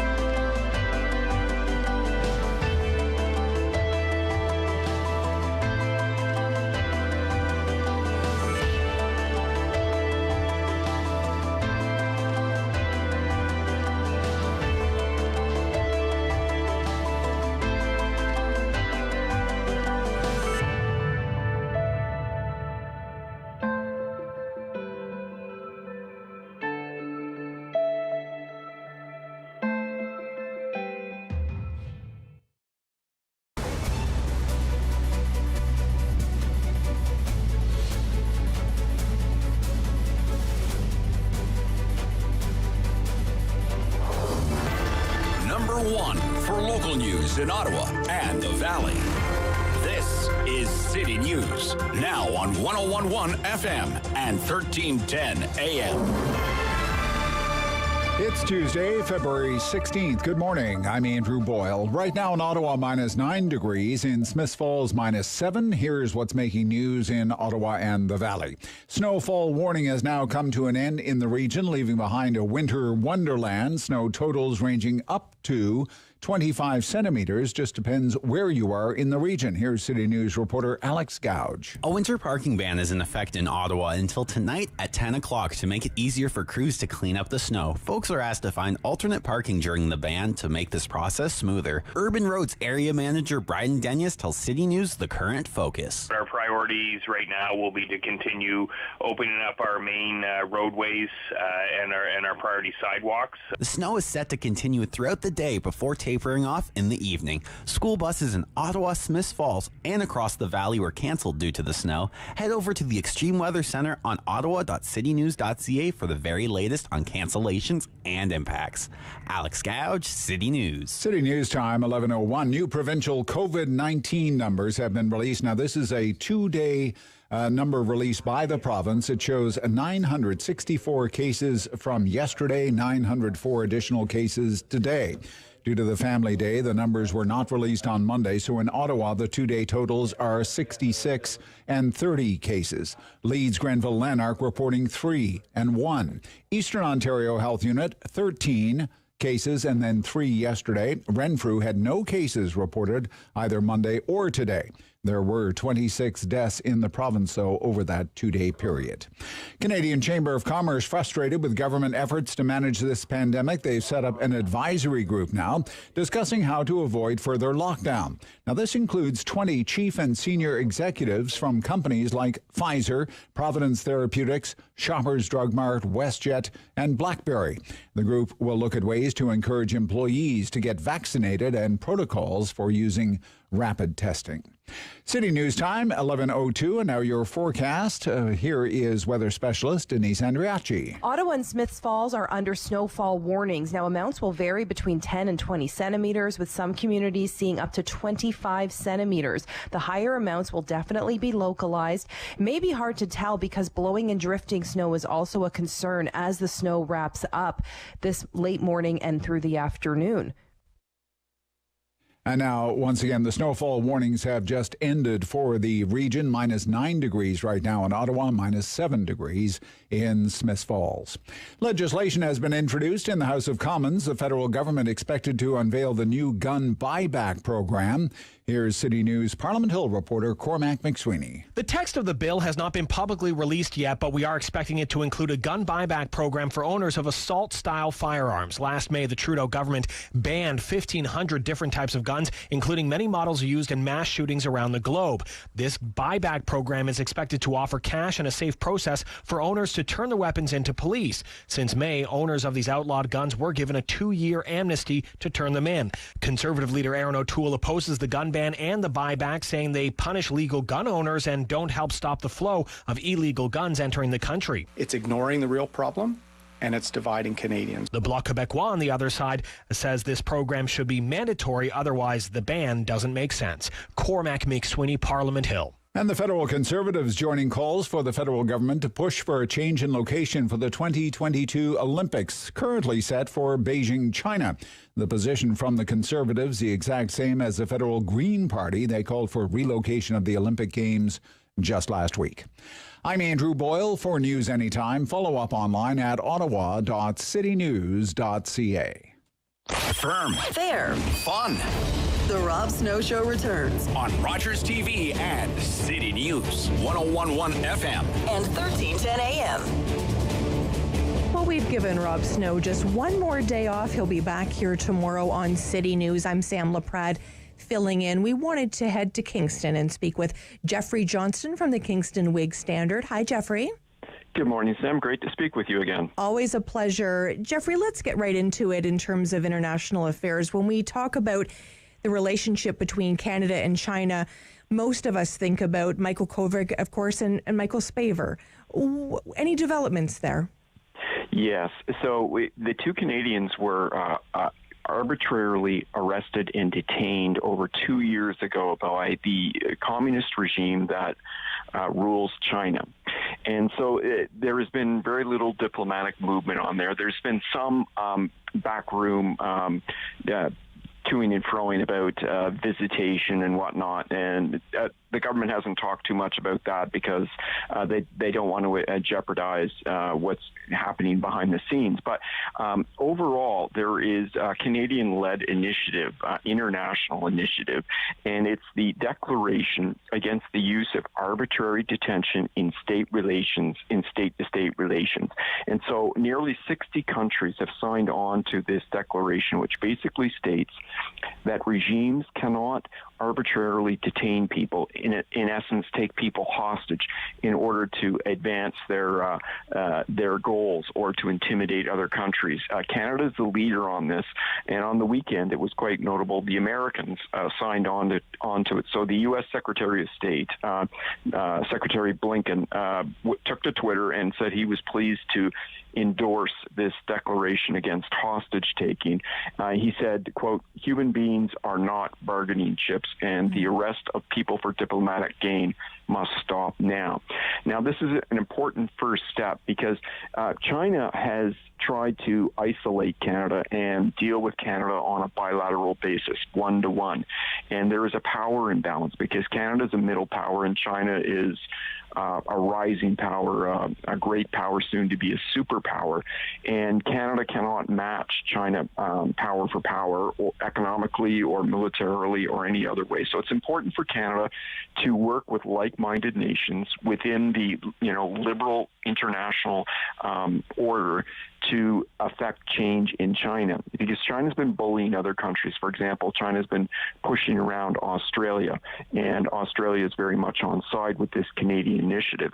So I think this development, this declaration, is an important first step in pushing back against China and trying to reestablish the liberal democratic order in the world. And it's really good news that Joe Biden's administration in the United States is taking Canada's side on this. So I'm heartened about that. So I think that's a positive development.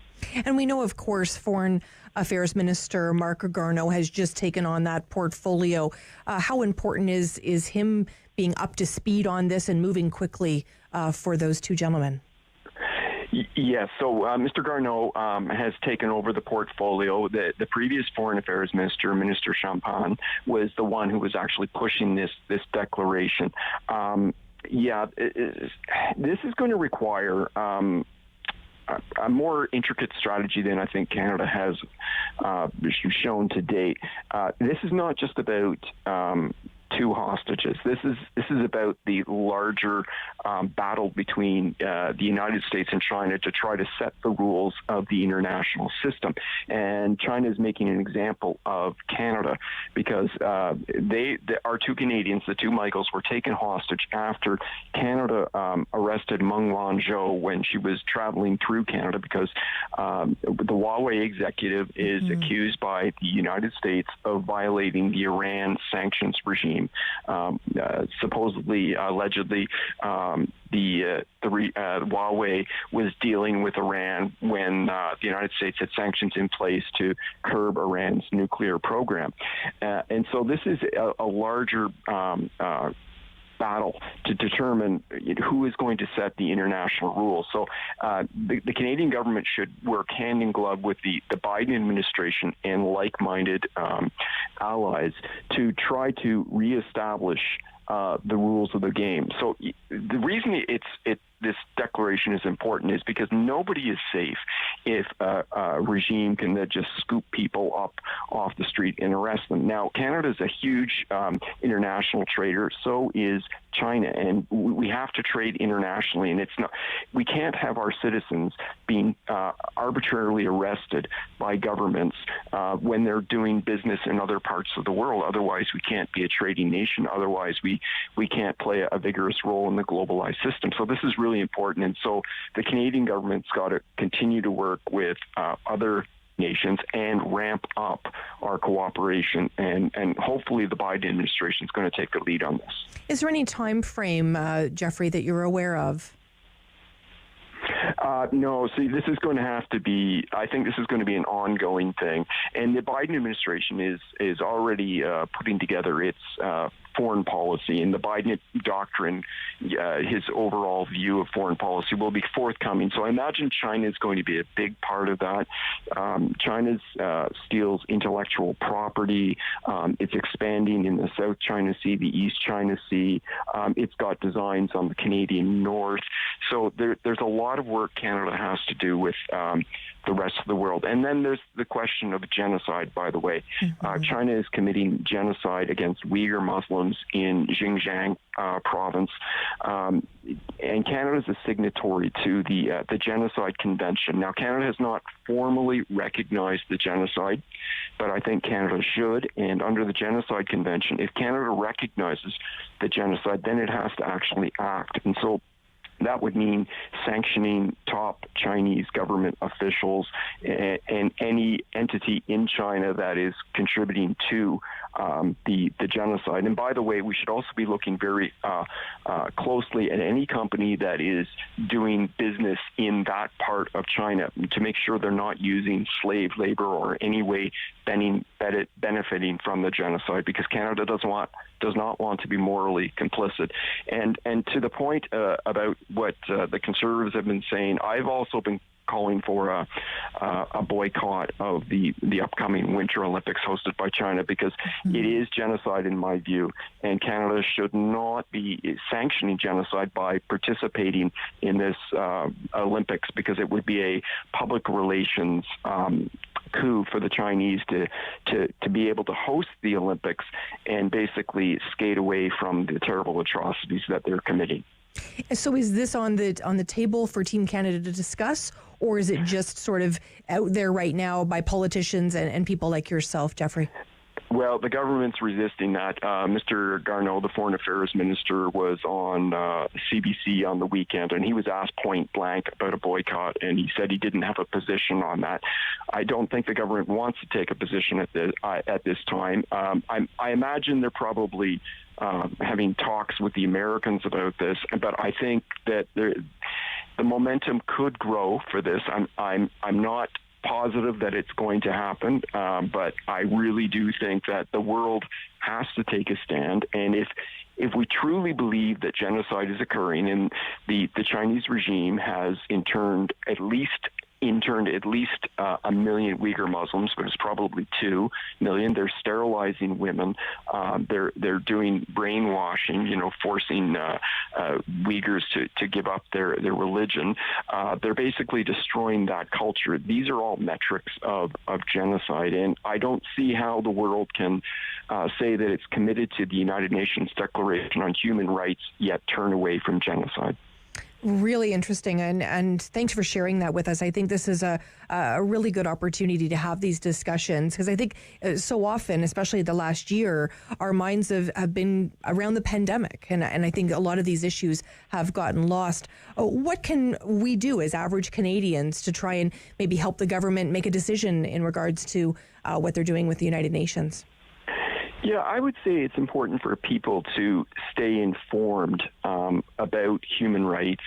But I also want to say that there has been some bad behavior in Canada during the pandemic, and I'm glad you brought up the pandemic, because there's been some anti-Asian hate crimes. And so if Canada is going to stand up for human rights and speak with a clear, strong voice internationally, we've got to walk the talk at home. And that means not engaging in hateful rhetoric online, and not targeting Canadians of Asian heritage. We've got to show that, we care about human rights and that we treat our own people with respect as well. So if Canada wants to be a moral voice on the international stage, we have to be a moral voice in our own society. I always learn something from you. Geoffrey Johnston from the Kingston Whig-Standard, thanks so much for joining us. Thanks, Sam. Take care. Stay with us on City News.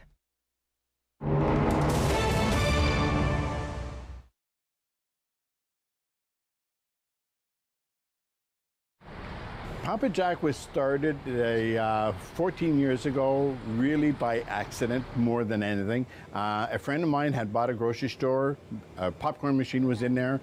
He didn't want it. I ended up by buying it. My family thought I was nuts.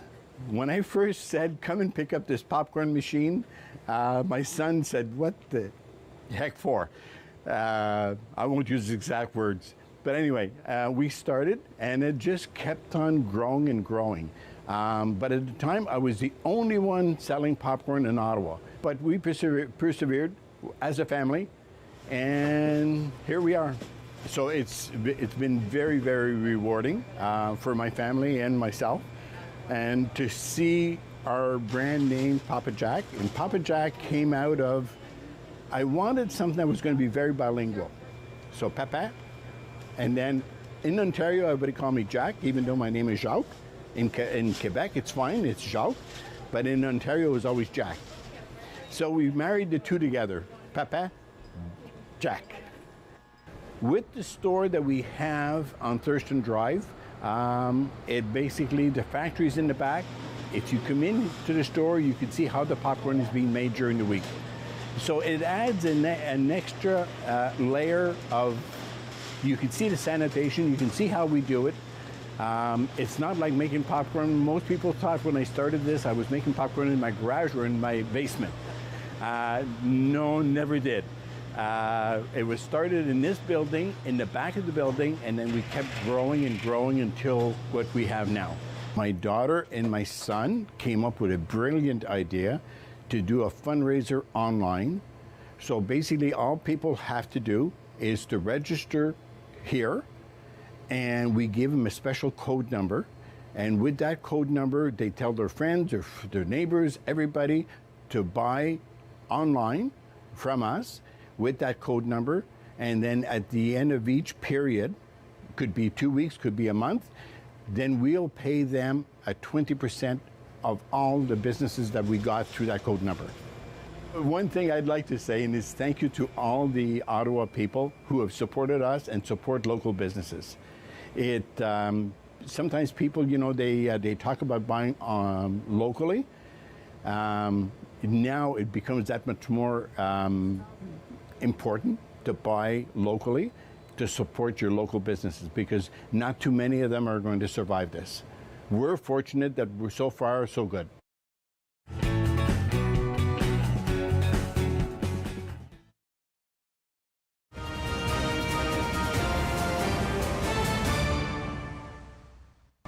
Snow Show returns on Rogers TV and City News, 101.1 FM and 1310 AM.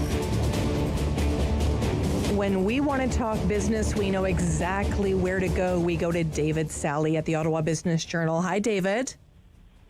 Hi, Sam. Nice of you to fill in for Rob today while he's snowed in there. Well, I thought, you know what the heck? We're going to give him another day, let him have one more day, and I'll take the chair today, and he'll be back here tomorrow. Absolutely. Let's talk a little business. We understand some excitement coming out of Deloitte. Yes, well, exactly. So Deloitte, Sam, is the biggest of the big four, so to speak, professional services firms in terms of its presence in Ottawa, around 600 people. Well, that presence has gotten a little smaller as a result of a deal last week that involved the national operation and the national operation of MNP, which is another major accounting and consulting firm that's actually based in Calgary, and over the past half a dozen years or so has really made an aggressive attempt to expand across the country. So it's now moved into Ottawa about 6 years ago, and since then it's really gone on a tear. It's bought a bunch of smaller firms in Ottawa that deal in various aspects of professional services, and last week it added about 80 former Deloitte employees and 5 partners, or they will be joining MNP as of March 1st under a new deal. So it's yet another way of for them to expand their footprint in Ottawa. They're going to be taking on some of that smaller business that Deloitte is kind of trying to get away from. So small and medium-sized businesses offering services like tax, accounting, audit advisory services too. That's an area MNP really specializes in, while at the same time Deloitte is trying to kind of more tightly focus its operations on areas that it feels kind of deliver higher value to its larger clients. Things like, as all professional services firms are doing, it's moving into fields like AI, where it's offering big data analytics advisory services, cloud services, helping businesses move into that space and take advantage of new opportunities in the cloud, cybersecurity. Those sorts of emerging fields, that's where Deloitte sees its future. So it did it did what most big companies do every few years. It looks at its operations and decides, where it needs to double down and where it might need to pair some services off. And it decided this was the time to make this deal. And both sides of the deal really seem happy with it.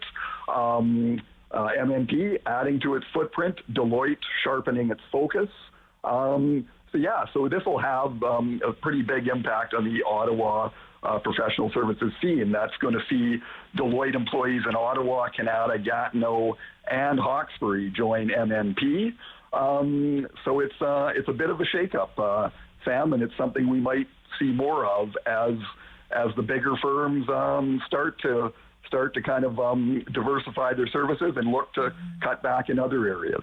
Really interesting. I mean, these kinds of business stories are so important, I think, especially during this time, David, to hear a little bit of interesting news and that the business world has kept going. I think in many ways, some of us have felt that it's been in a standstill. Well, yeah, and exactly. But that's not obviously not the case. I think all of these firms are seeing, seeing things start to pick up. I mean, we know there's a vaccine on the horizon. It's not getting into our arms as quickly as we'd like, but we know it's on the way. We can kind of see a bit of that light now flickering at the end of the tunnel.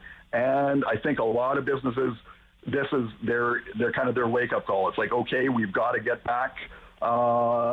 We've kind of been in pandemic crisis mode maybe for the last year or so, but we've got to start thinking about the future, how we're going to get back on track, how we're going to expand, what kind of opportunities we can exploit, and deals like this show that everybody's thinking that way right now. We also read an interesting story in the OBJ recently regarding Rewind and their first acquisition in regards to potential massive market opportunity. Fill us in. Rewind, Sam, it's a very interesting company. Last month, in fact, they landed $15 million US in new venture capital, and you don't get money like that if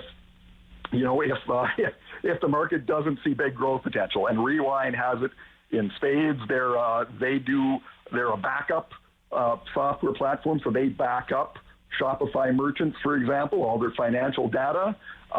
They do that they offer that for Shopify merchants as well as a couple of other platforms, BigCommerce, another Shopify competitor, and QuickBooks as well. Now those services or those customers number in the few millions.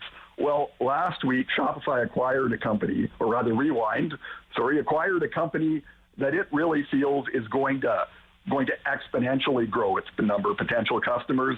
The company is called BackHub. It's a German firm, and what it does is it backs up a service called GitHub.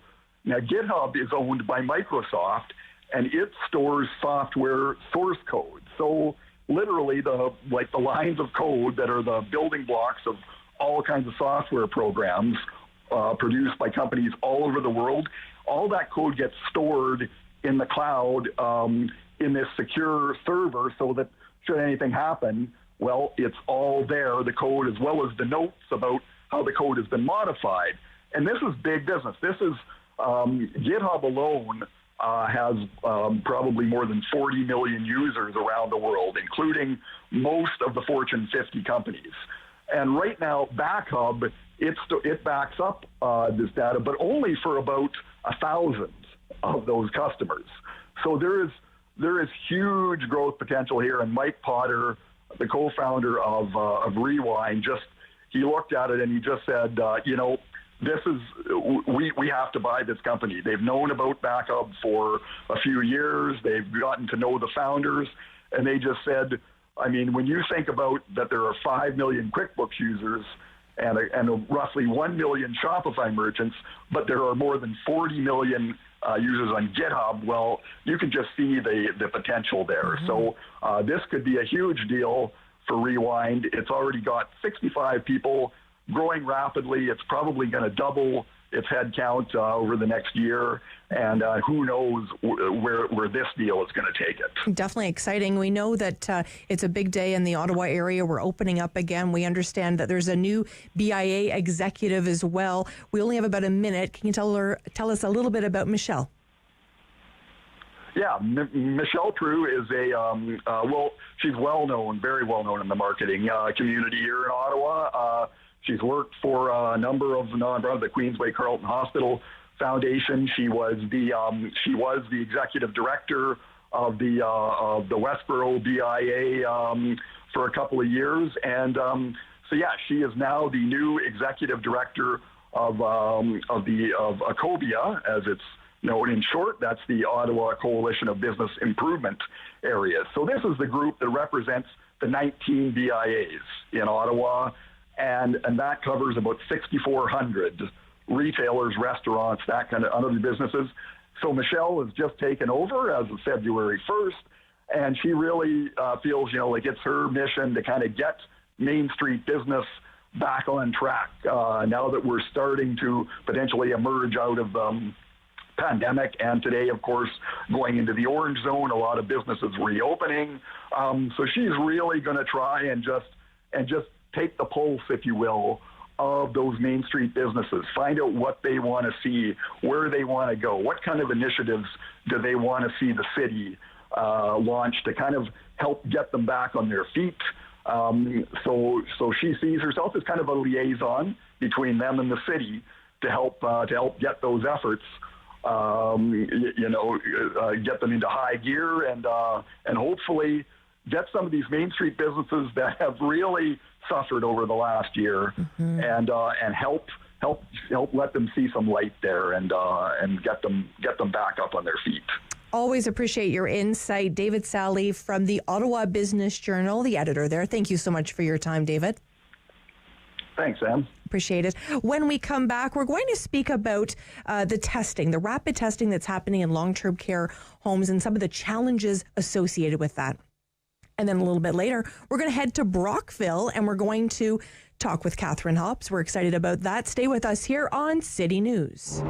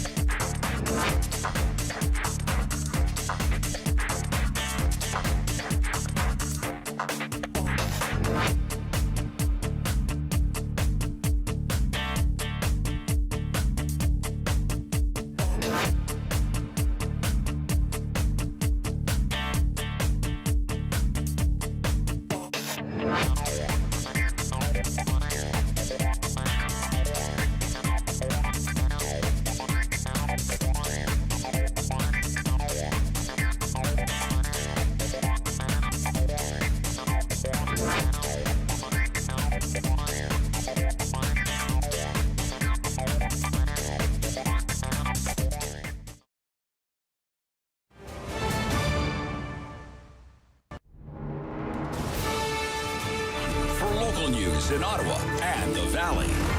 This is City News, now on 101.1 FM and 1310 AM. It's Tuesday, February 16th. Good morning. I'm Sarah Buchan. Right now in Ottawa, we've got some light snow, -9, wind chill -18. A little bit of light snow in Smiths Falls, -7, wind chill -13. Snowfall warnings are over for the region. Here's what's making news this hour. Oh, let's talk about the weather. It's a very Canadian thing to do, but the cleanup will certainly take some time following that wintry blast throughout the capital region in eastern Ontario that's left more than 15 centimeters of snow on the ground in some places. Works crews are continuing to plow the main roads in Ottawa. An overnight parking ban goes into effect this evening, and we're asked to get our cars off the roads. It certainly simplifies and speeds up the process of getting the side roads and residential roads clear. There's free parking at city-owned lots. You just have to make sure your vehicle is removed once the ban is lifted. There's more information on the city's website. 904 new cases of COVID-19 in Ontario, 13 new deaths due to the virus on a day when things have reopened for many regions across the province, including here in the eastern portion. The numbers out of just over 27,000 tests, hospitalizations, and the number of vented patients up slightly, but the number of patients in intensive care is down. Public Health Ontario reporting 30 new cases in Ottawa.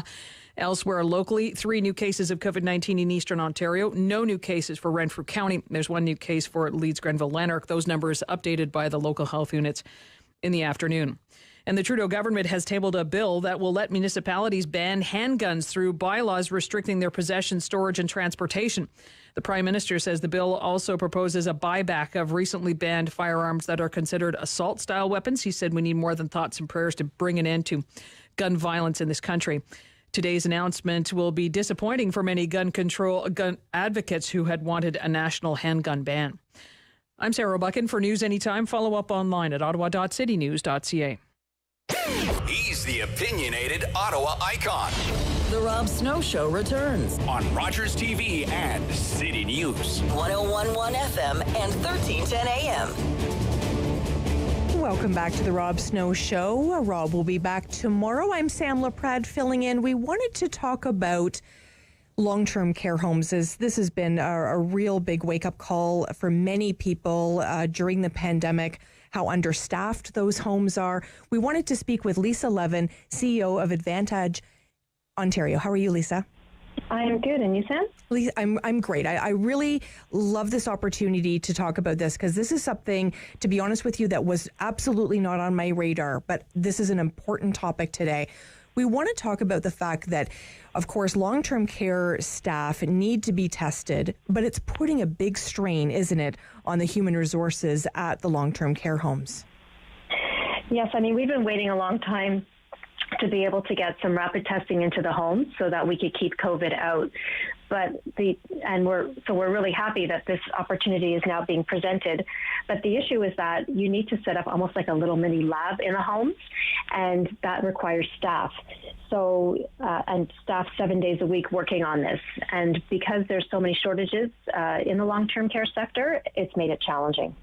And I understand, too, that a number of staff were getting tests done at Shoppers Drug Mart and pharmacies like that. Is that correct? I think it depends on the home. I think that a lot of family caregivers were going to pharmacies, and now they're going to, by March 15th, have to all receive tests in the home through the rapid test. And in a lot of cases, those staff were being tested in the homes themselves, but they received a different kind of test. So right now they're doing a PCR test, which is quite an invasive test that goes, beyond the nasal cavity, and so that's been tough to do every week, which is what they've had to do. And so at least the rapid test can be administered in different ways. You can just do like the nostrils and the throat. But it's the staffing issue, it's the human resource issue, and the fact that now homes will have to test family caregivers, which is more convenient for family caregivers, but has an impact on the resources in the home.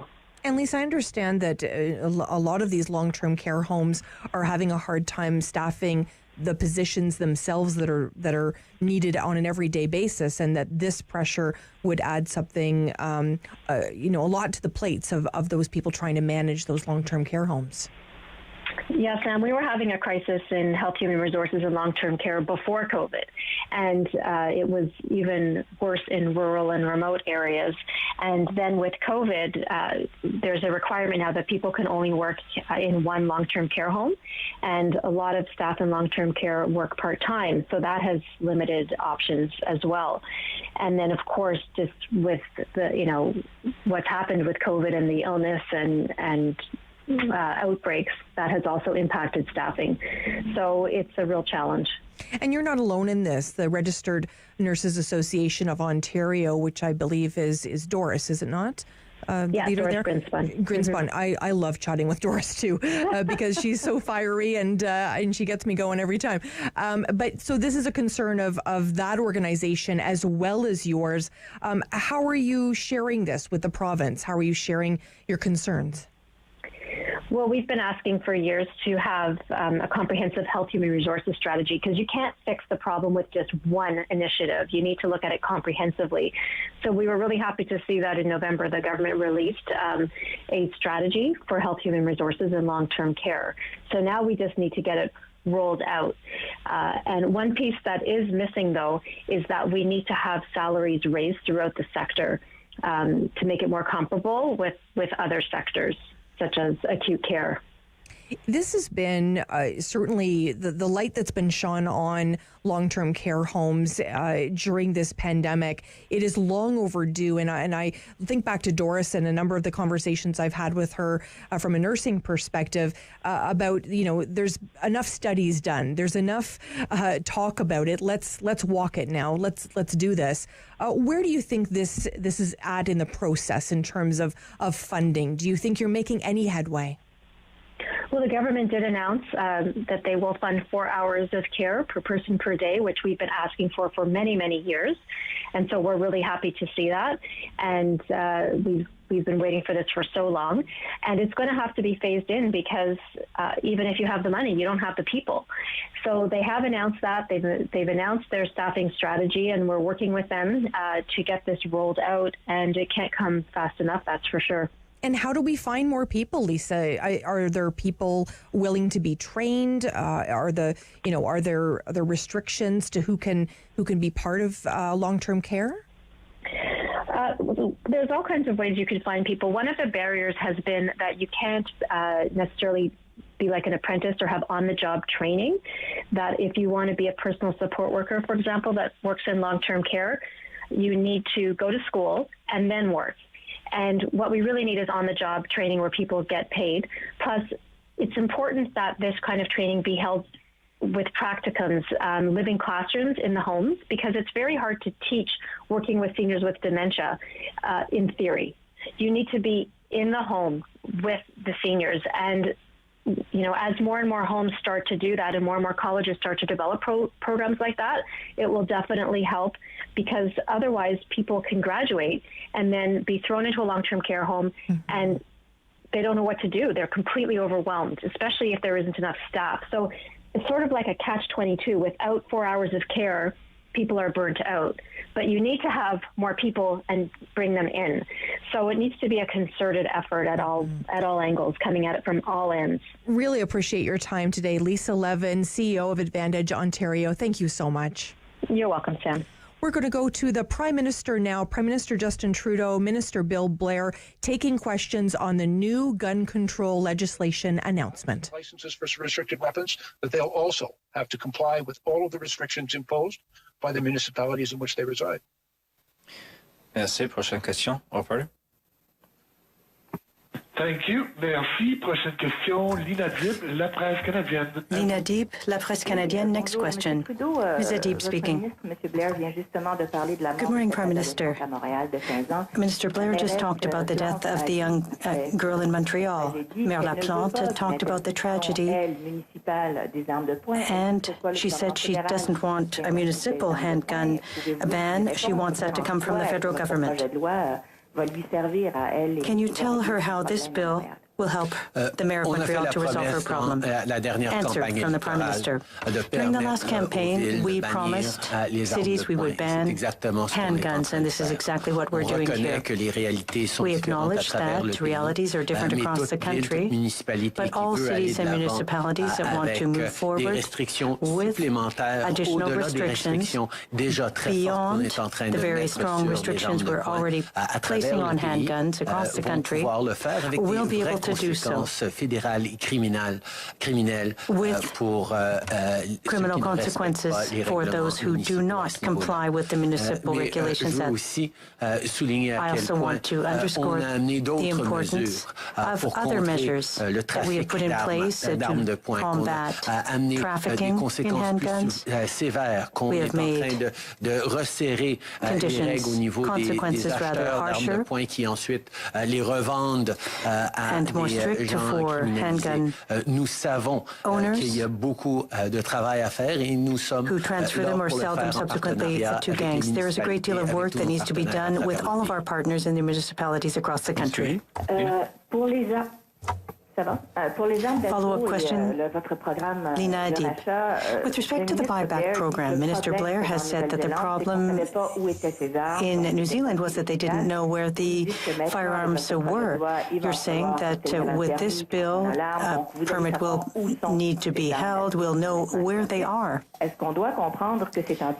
that mean that this is a first step, that once you've located them, that the buyback program could become mandatory and that you could gather them up, or you're going to simply respect these owners who've purchased them? And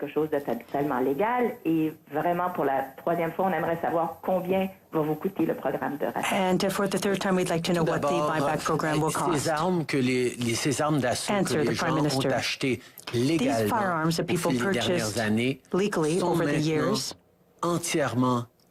are now completely useless. They cannot use them legally, they can't sell them, they can't transport them, they can't fire them in their yards. They can't go to other facilities for shooting to shoot them. They are not usable. Now, if there are some collectioners who nonetheless want to keep them, they will have to register them and show the measures that they are taking to ensure that they are safely stored and cannot be stolen, borrowed, or used in any way. In the years to come, because these weapons can't be bequeathed to a subsequent generation. In several decades then, these firearms will be returned, but people who did purchase them legally, they will ultimately realize that there's no point in keeping them, and we're offering them a buyback. And for that, to comment further on that, I'll give the floor to Minister Blair. Thank you again, Prime Minister. Yeah, just to be clear, unfortunately, we estimate that there may be between 150 and 200,000 of these assault-style rifles currently owned legally in Canada. One of the reasons we have such a range in that estimation is a number of these weapons were not previously restricted. And as unrestricted weapons, we actually had no information and have no information about who owns them and where they're located, or even what makes and models are out there. And so I think it's very important that we take very effective measures to bring that situation, which is a potentially dangerous one, under control. And we do that by requiring people who are in lawful possession of these weapons to properly license them and to register the information so that the authorities know where these guns are. I also believe that through the effective legal measures that we're implementing in Bill C-21, as the Prime Minister has indicated, we're eliminating all legal use of these firearms. It's important to recognize that the Canadians who purchased these weapons prior to the Prohibition did so legally. They did it according to the law. And they are overwhelmingly, in my experience, law-abiding, responsible firearm owners. Now that we've changed the law with respect to those weapons, and we are imposing significant new restrictions that render them virtually unusable as a firearm, I think what we're working towards is creating a path to legality and fairness for those Canadians who purchase those weapons legally, to now that we have rendered them unusable as firearms, for them to surrender them and to be compensated fairly. With respect to the compensation cost, we intend that, first of all, that the buyback program and its administration be done in a fair and responsible way, and that's fiscally responsible as well. It needs to be fair, and so we will offer and we'll have independent assessment on the value of the weapons that surrendered for compensation. But we also want to make sure the administration is effective. Minister Bill Blair, and of course earlier Prime Minister Justin Trudeau talking about the new gun control legislation that was announced today. We'll be right back on City News.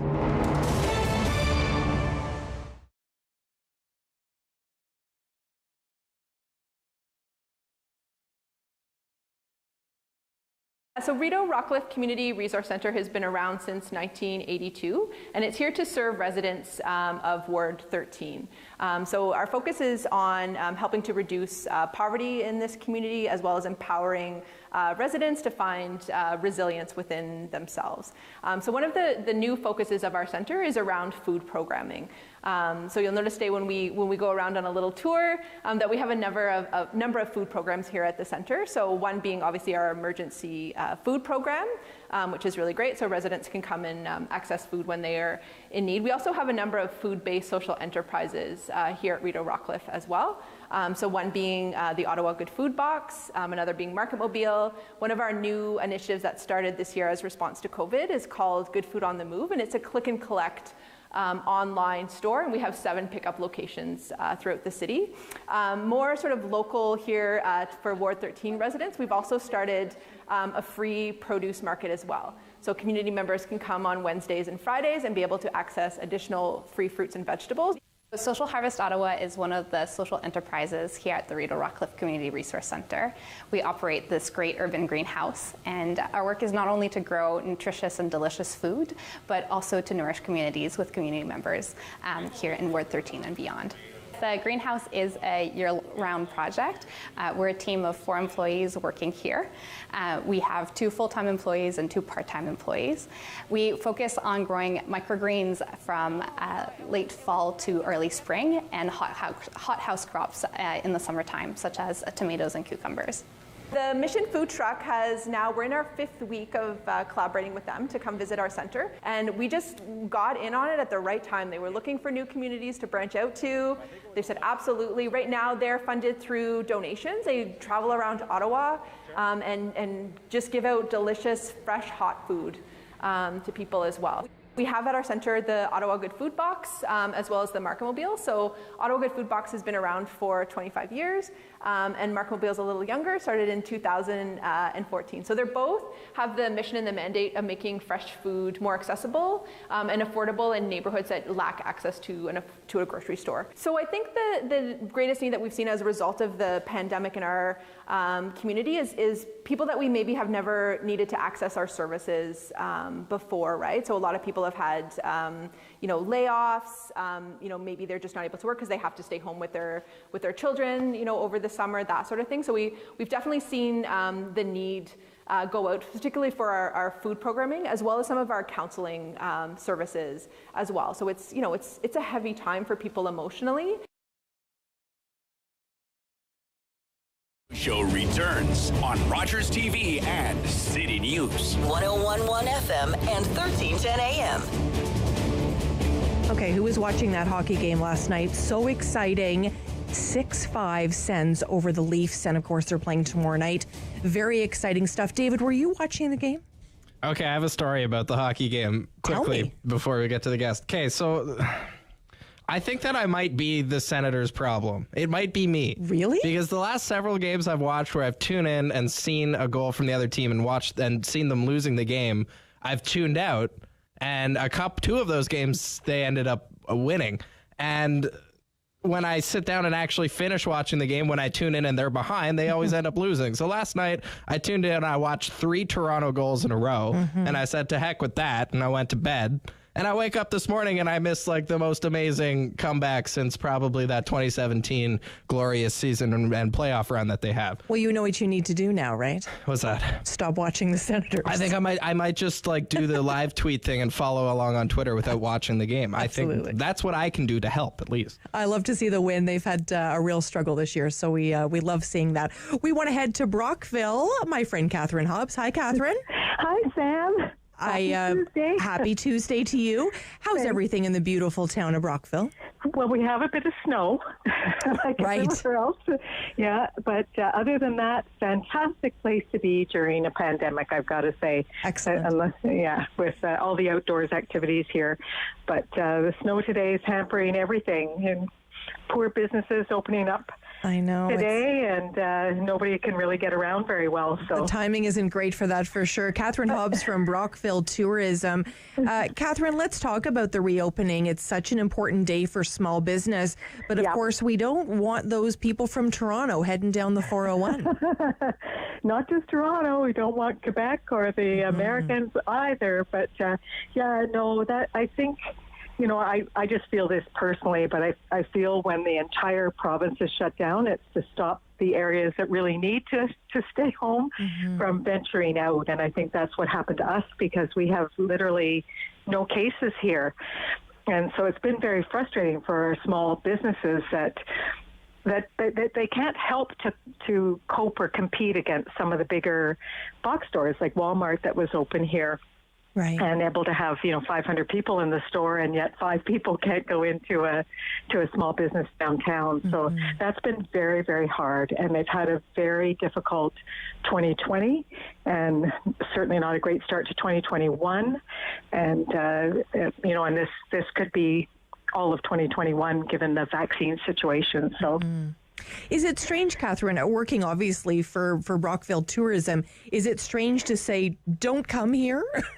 Is it a weird feeling for you? It's like you're almost sort of torn up inside, it's these moral and ethical dilemmas because, and I find myself inviting people, you should come and visit. And then I'm thinking, you know what, I don't know if I want to see you. Right. So it is very difficult, but I know our businesses are definitely asking for that. They're asking for help in marketing to bring visitors here because that is how they make most of their money. And last year's season was okay, but it certainly, if it was a third of what it is in normal years, that would have been good last year. So they're going into this year already impacted. And now they're finding, they've been dipping in one business in particular. They took over a 30-year business in about July of 2019, and they haven't been able to recover since then, catch up in their first year. So everything, their rent, their hydro, all their expenses are coming out of their personal savings. So the businesses are really crying out for dollars, and many have gotten those dollars from the government, but they need to continue that. And they're also asking for clarity on what is going to happen with the economy going forward. And like our boat operators, are they going to be allowed to have 50 people on or 25 people on? They need to know now to plan and for their season, for staffing and for marketing and so on. So government's really important to the businesses right now and helping them. And I know government's tied up with the immediate demands of COVID and all the changes with the variants and so on, but those boat operators are having a tough time. It's very, very difficult. Marketing is all about planning, and I've always thought of Brockville as a little gem, very close to Ottawa, and offers so much. What would you normally be doing right now, planning for Brockville tourism? We would have just finished our visitor guide, and we would have had that ready to deliver by mail out to Quebec City and Toronto and various areas around the province. And we would have been planning all of our, sort of late last year and early this year, planning all our advertising buys and all our promotions, just everything we need to do marketing-wise to get ready for when visitors actually start coming in April, May timeframe. So, none of that is going on, and all the associated businesses are hurting too. All the publications and the printers and everybody that helps us do all of these things, helps all the tourism organizations do those things. So. And what percentage of your visitors, Katherine, would be coming from the United States? Obviously, that border has been closed. What kind of impact has that had? For some of our locations along the river, it's been severe because most of their people come from the U.S. We were lucky that we have a lower percentage because 2/3 of our tourism here comes from Ontario, but 1/3 is coming from other areas, from the States, from Europe and other parts of Canada, and that's what we've lost that completely, but pretty much. But it's just down in general. So while the U.S. is important and we would love to have them come and visit here, our residents certainly not keen on seeing Americans, and I'm hoping that will change soon because they're certainly being vaccinated fairly quickly, and we're not here apparently because Southeastern Ontario doesn't have very many cases. We're sort of lower on the list for getting vaccinations other than the immediate needs, but I'm hoping that will change this summer as more Americans are vaccinated and they get to come back and visit us. For sure. And I know, this will all be over someday. And I think we just have to remain positive. We're all looking for that timeline. But I know that certainly when the time is right, I'll be heading to the beautiful town of Brockville and spending some tourism dollars there. I promise you, Katherine. We would love to have you here. So. That's great. Katherine Hobbs from the Brockville Tourism. Thanks so much for joining us today. Thanks, Sam. And thanks so much to all of my guests. We've had lots of great discussion today about vaccines. We've talked about, of course, the new gun control law, which we know the Prime Minister rolled out today. We've had a discussion about all sorts of things today. Business, small business. It's a great day, of course, in Ottawa because businesses are opening. And it's always a great day when I get to work with my friend David Smith. Are you going out to any restaurants or anything? Are you going to? I haven't. I just haven't done it. I kind of find myself a little unprepared for the options that we've got now. You can go and sit inside a restaurant if you. That's crazy to me. Right. One thing I will definitely do is get my hair cut. Yes. Because when we went into, you were going to. I was going to mention that to you. You were going to say it's getting bad, and it is getting bad, and I hear that a lot. And the problem was when we went into the Christmas lockdown, I had been putting off getting a haircut, right. So I was like a month overdue then, and that was several months ago. Right. So I'm going to probably do that this afternoon. I don't know if I feel comfortable to go sit in a restaurant yet, but I certainly feel the need to go and get some takeout. For sure, and I'm all about the takeout too. I'm definitely going to do that. Support those small businesses as Ottawa opens up. Always a pleasure to work with you, David. Rob Snow will be back tomorrow for the Rob Snow Show. Thanks so much for joining us on Rogers TV and City News.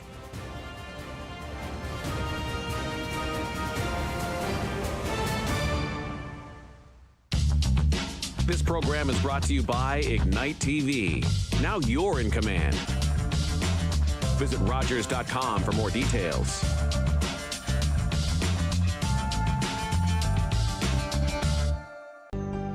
Call the Rogers TV viewer response line. Email us or connect with us on social media.